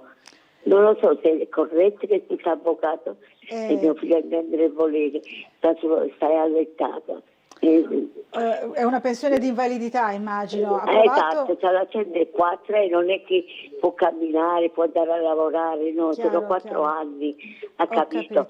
Mio figlio doveva dare i soldi a questo avvocato e questo avvocato ha bloccato i soldi della pensione. Guardi, è un caso però specifico e molto anche insomma privato, no? Ha provato a rivolgersi a qualcuno? Io sono andata da un avvocato, patronato, sono andata in posta e dice che l'hanno bloccato da Bari e dice la direttrice, abbiamo mandato le mail, abbiamo mandato tutto, che questi soldi si devono sbloccare. Se in mano a un avvocato sicuramente ne saprà più di noi, ecco, per aiutarla. Quindi... Perché non riusciamo così in trasmissione ad entrare nel merito. O se non ce la fa che cambia l'avvocato. Io ho 81 anni, adesso il mese che ho preso i soldi, ho preso 350 euro e io fino adesso non ho soldi, non ho niente. Magari che mi aiuteranno, non lo so. Ho pagato anche con l'assistenza Ci dispiace sociale. signora, ma purtroppo insomma non è che non possiamo risolvere un problema di questo tipo. È già seguita quindi, in una trasmissione. È già seguita da un professionista. Esatto, da un professionista. Se non ha fiducia in questo professionista o se non le risolve il problema, possiamo consigliare di cambiare professionista oppure di rivolgersi a un patronato per capire quali sono le motivazioni insomma alla base di questo disguido, par di capire che dovrebbe essere ripristinata da quello che dice la signora. Glielo auguriamo assolutamente, perché immaginiamo sono situazioni drammatiche, però non è che siano tanti margini poi, se sono situazioni infatti immaginiamo insomma che con problemi economici il figlio abbia diritto insomma a una pensione se l'ha percepita insomma finora. Allora ci sono diverse mail, ma prima dobbiamo fermarci per la pubblicità, come dicevo prima. Allora facciamo una piccola pausa e poi leggiamo anche le vostre mail indirizzate appunto al sindaco di Muggia, Paolo Polidori. A fra poco.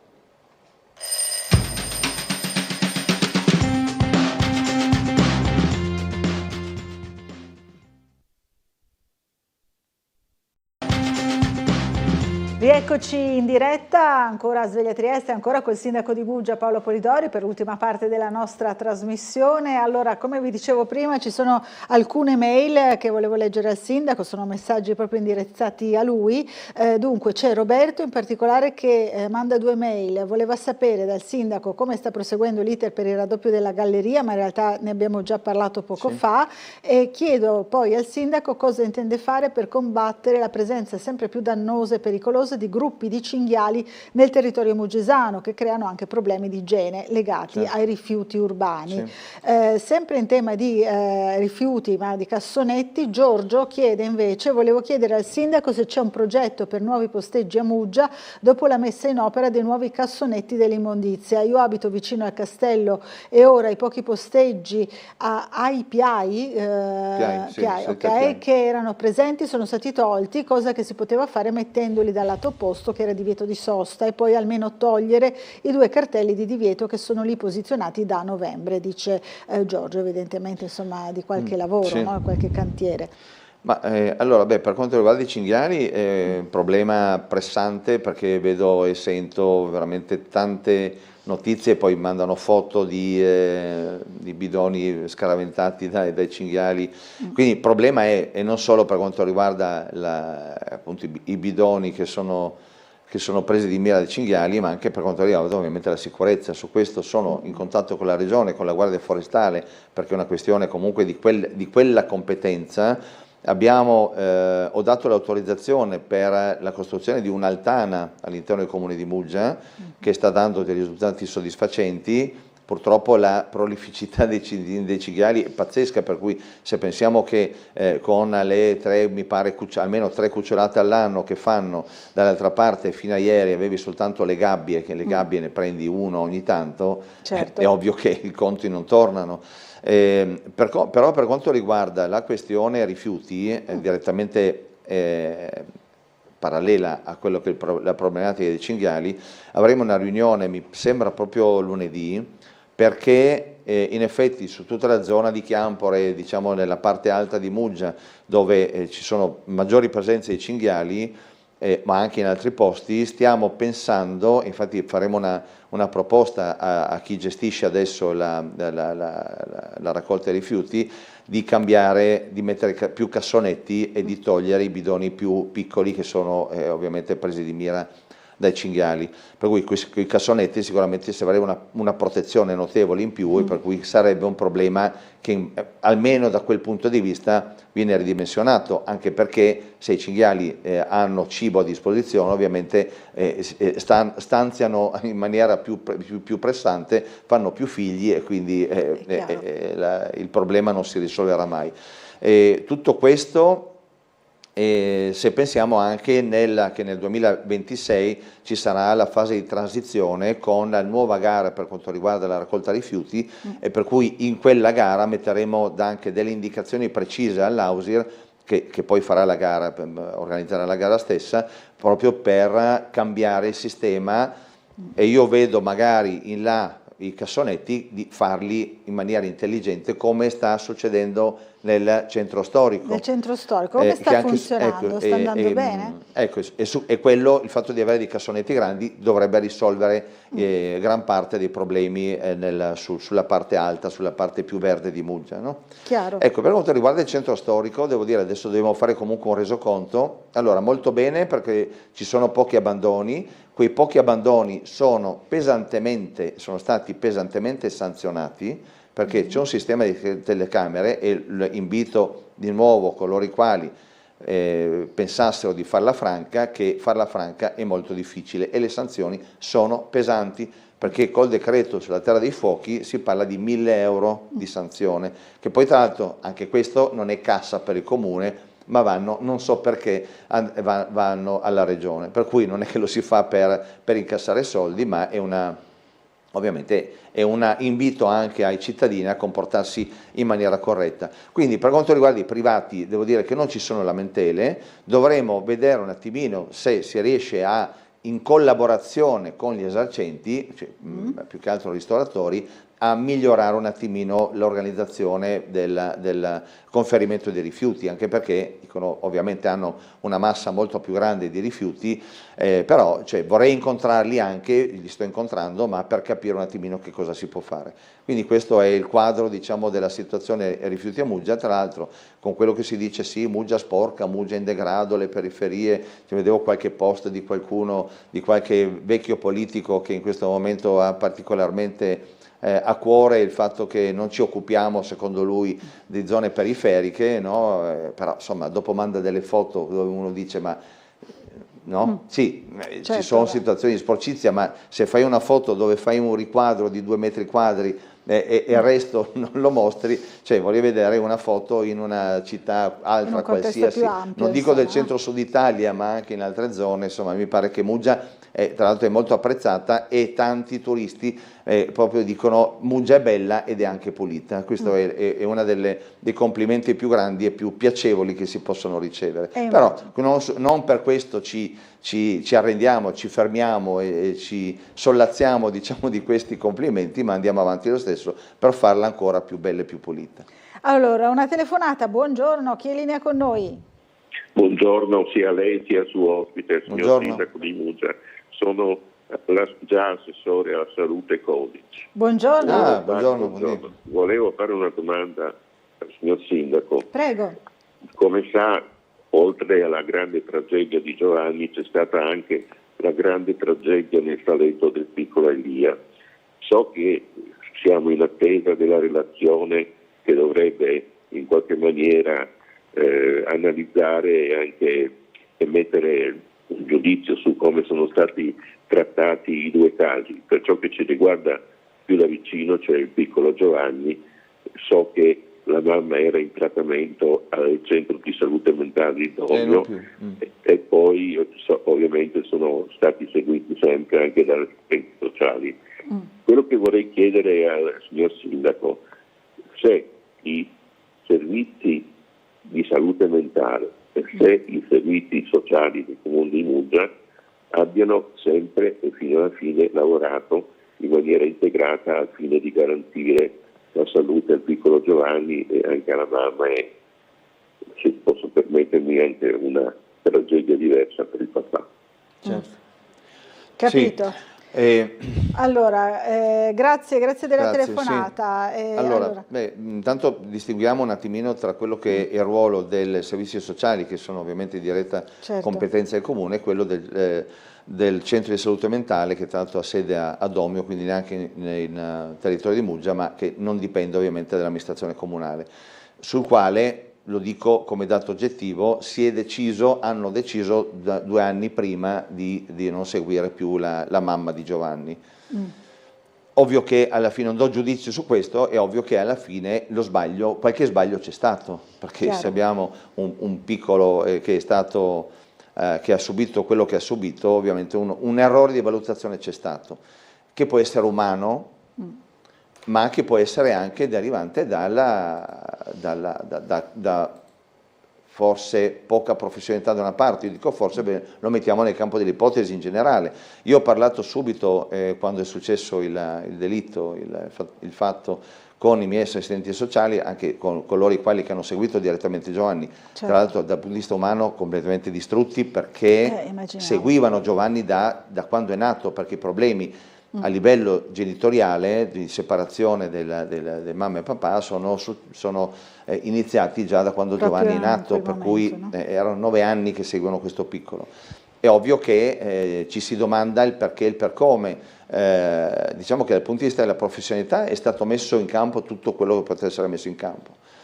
È ovvio che questo sarà un argomento che è seguito sia dal Tribunale ma anche dal Ministero, adesso mi ricordo comunque il Ministero di Grazia e Giustizia, che hanno chiesto tutta la documentazione e noi li abbiamo ovviamente subito data in via assolutamente collaborativa, per cui ovviamente al di là, è lungi dal me di dare giudizi, ma mi è sembrato comunque la chiara impressione che tutta la professionalità è stata messa in campo da parte degli assistenti sociali. Poi, sai, io dico sempre che c'è un'impostazione, ma qui andiamo a livello veramente generale, su quello che è l'applicazione delle leggi che ci sono. Io parlo della 180, la legge Basaglia famosa, che ideologicamente, forse troppo ideologicamente, anzi sicuramente troppo ideologicamente, ha riversato sulla società, sulle persone, sulle famiglie, quelli che erano i problemi prima, che erano risolti malamente nei centri, nei manicomi e nelle strutture apposite. Cioè si è passato da un estremo all'altro, perché in tanti casi come questo, sicuramente questo, ma anche casi in cui ci sono magari figli violenti che entrano in casa, che spaccano tutto perché hanno bisogno di soldi, perché sono drogati, con i genitori che si chiudono a chiave in camera da letto per non essere sgozzati. Questi evidentemente sono problemi che non possono essere risolti in maniera ideologica, ma devono essere presi come casi, no, di persone pericolose che hanno bisogno di evidentemente altre cure, così come evidentemente anche la mamma di Giovanni. Questo è il discorso che faccio. Dopodiché si possono avere opinioni diverse, però alla fine Giovanni dimostra che c'è stato un errore da qualche parte. Allora, abbiamo un'altra telefonata. Pronto, buongiorno. Buongiorno, sono Luigi. Buongiorno. Luigi, buongiorno. Ecco, volevo fare una domanda al sindaco, Prego. dato che lui che gestisce la cittadinanza, no? Sì. Ecco, 2 telefonate prima, ha telefonato una povera signora che domandava come mai le avessero bloccata la pensione di validità, credo, no? Ecco. Del figlio. E il sindaco, un buon sindaco, dico, una cosa che poteva dire a questa signora, di lasciare il suo numero, che si sarebbe interessato almeno. Ma ce l'abbiamo già, Luigi, ce l'abbiamo il contatto. Ma non solo, questa persona ha un professionista, che non sono io sicuramente, ha un professionista che la segue. Sicuramente la signora che chiede aiuto non è che sa gestire bene perché è un'anziana, no? Ecco, e bisogna dargli una mano, fargli capire almeno come mai gli abbiano bloccato questa pensione di invalidità, capisce? Ecco, queste sono piccolezze che un sindaco deve gestire. Vabbè. Capisce? Perché è lui che rappresenta la cittadinanza. Le assicuro che cerco di gestire tutte le situazioni che mi vengono sotto mano in qualsiasi caso. Che questa persona tra l'altro ha detto che c'è un avvocato che la segue e sicuramente se non avesse avuto l'avvocato le aveva detto si rivolga, anzi lo si stava già dicendo, si rivolga a un avvocato o a un patronato. Nel caso in cui questo avvocato non dovesse essere professionalmente capace di portare avanti la situazione, le abbiamo detto si rivolga a un altro avvocato, ma che quello che potrei dire a questa persona se mi avesse lasciato il numero, se l'avessi richiamata. Non è che le avrei detto altro, perché non è mia competenza entrare nel discorso, capito? Capisce? Ecco, tutto là, sono piccolezze che si possono risolvere, no? Ecco, va bene. Probabilmente non sappiamo insomma cosa ci sia alla base del problema della signora. Però. Grazie Luigi, buona giornata. Allora ci sono anche delle mail, c'è Monica che ci scrive buongiorno, sono un ex dipendente Tirso, mi domando se il sindaco Polidori conosce la situazione attuale di noi ex dipendenti, la conosce bene immagino. Certo. Attualmente il 90% di noi siamo ancora disoccupati, attendiamo la NASPI che arriva a singhiozzo e mai puntuale, del TFR nessuna novità dopo 3 mesi, è una pagina davvero dolorosa e sono ancora in questa situazione. Lì ci sono state speculazioni, false informazioni da parte sicuramente della proprietà che ha fatto veramente ha messo i bastoni tra le ruote a un'operazione tra l'altro di salvataggio che poteva andare a buon fine. Ho sentito anche recentemente l'assessore Rosolén, perché è la regione che segue la questione, e in questo momento sicuramente si è in una fase in cui non si hanno notizie certe, sicuramente con le notizie che ho avuto tra l'altro anche per altre vie di questa difficoltà a ricevere la NASPI, proverò a sentire di nuovo nei prossimi giorni l'assessore regionale, vedere se si sta seguendo veramente tutto, ma so sicuramente che la Rosolén sta seguendo in maniera attiva, però mi rendo conto che queste persone in parte ma poco sono state assorbite, anche perché andando verso i 50 anni e oltre sicuramente c'è la difficoltà ad essere assunti da altre parti. Se c'è qualcosa magari mi provi a contattare, in questo caso magari come diceva il signore prima, sicuramente non ho difficoltà a ricevere queste singole situazioni e se possibile magari riuscire a vedere di collocarli in qualche ambito lavorativo, però sicuramente la situazione non è facile.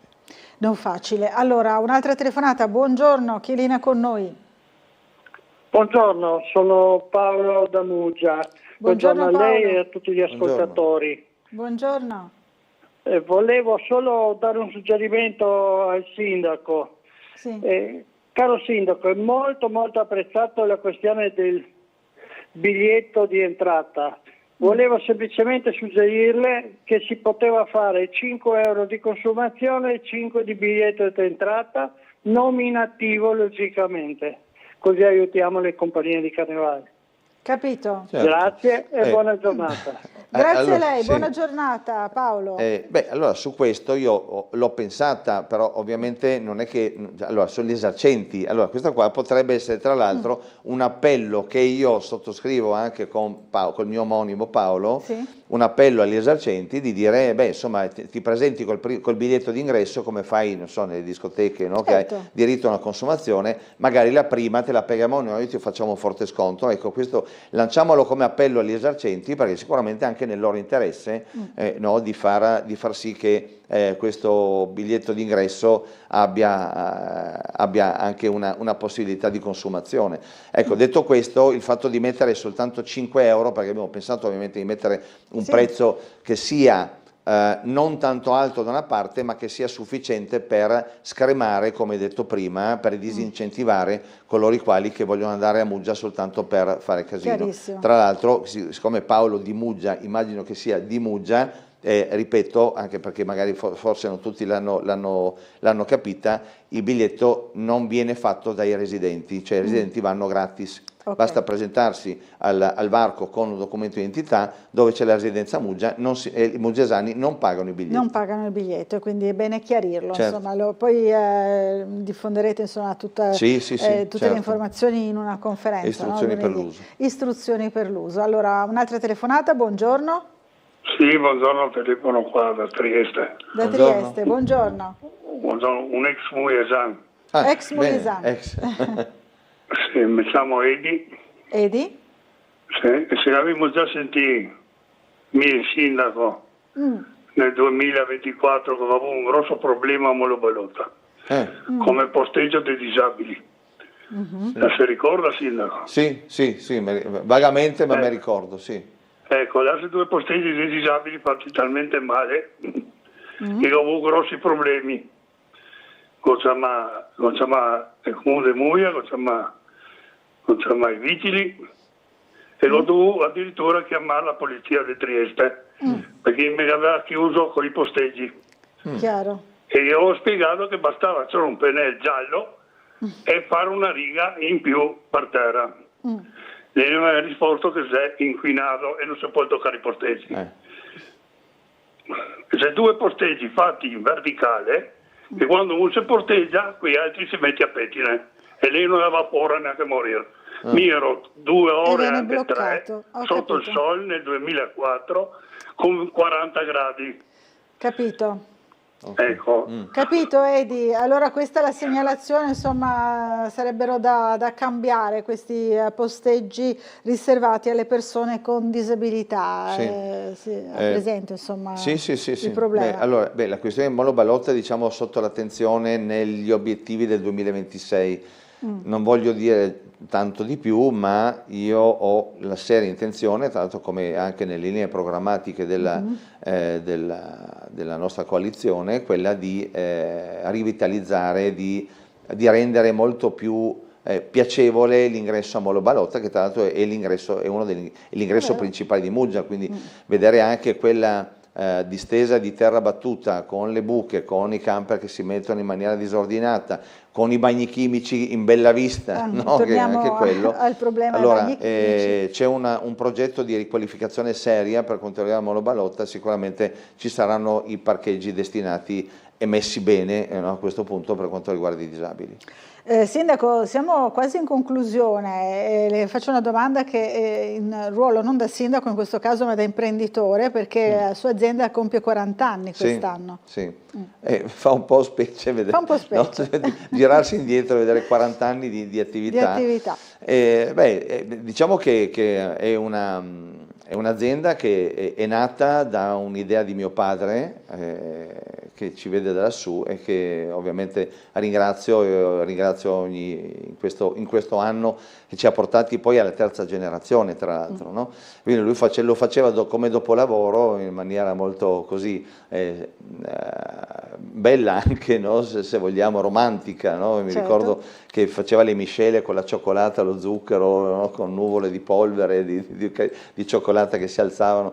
È cambiato tanto, perché io quella volta mi ricordo ancora nell'83, nel primo anno di università, ho detto ti do una mano così mi pago i libri, gli studi, la benzina, e gli amici, le serate con gli amici, eccetera. Poi dopo qualche anno, nell'86, proprio il 15 gennaio 1986, lui ha detto guarda, se vuoi prendi tutto tu, e quindi tutto tu voleva dire. Io abitavo ancora con loro in un palazzo d'epoca di Trieste, nel centro di Via Leardi, all'inizio di Via Commerciale, dove al secondo piano abitavamo noi e all'ammezzato c'era la stanza, l'ex portinaio, dove c'era un vecchietto che riparava macchine da scrivere e calcolatrici. Io ho detto, mi dai in affitto un angolo, ma un angolo vuol dire 1 metro per 1 metro, con le scafallature, dove ho messo zucchero, latte in polvere, bicchieri e cucchiai in plastica e caffè solubile. E lì ho cominciato l'attività, quindi lavoravo di giorno e studiavo di sera perché dovevo continuare comunque gli studi. Allora inviteremo nuovamente il sindaco di Muggia qui a Sveglia Trieste per farci raccontare ancora, perché farete immagino dei festeggiamenti. E quindi diciamo, facendo dopo 40 anni è diventata una bella realtà, che tra l'altro ha sede a Muggia, no? Con le mie figlie anche che seguono, due delle mie figlie che seguono l'attività, per cui io non riesco ahimè a seguirla. Siamo davvero in chiusura. Riprenderemo ringrazio il certo. sindaco, torni a trovarci, grazie a tutti voi che ci avete seguito, buona giornata.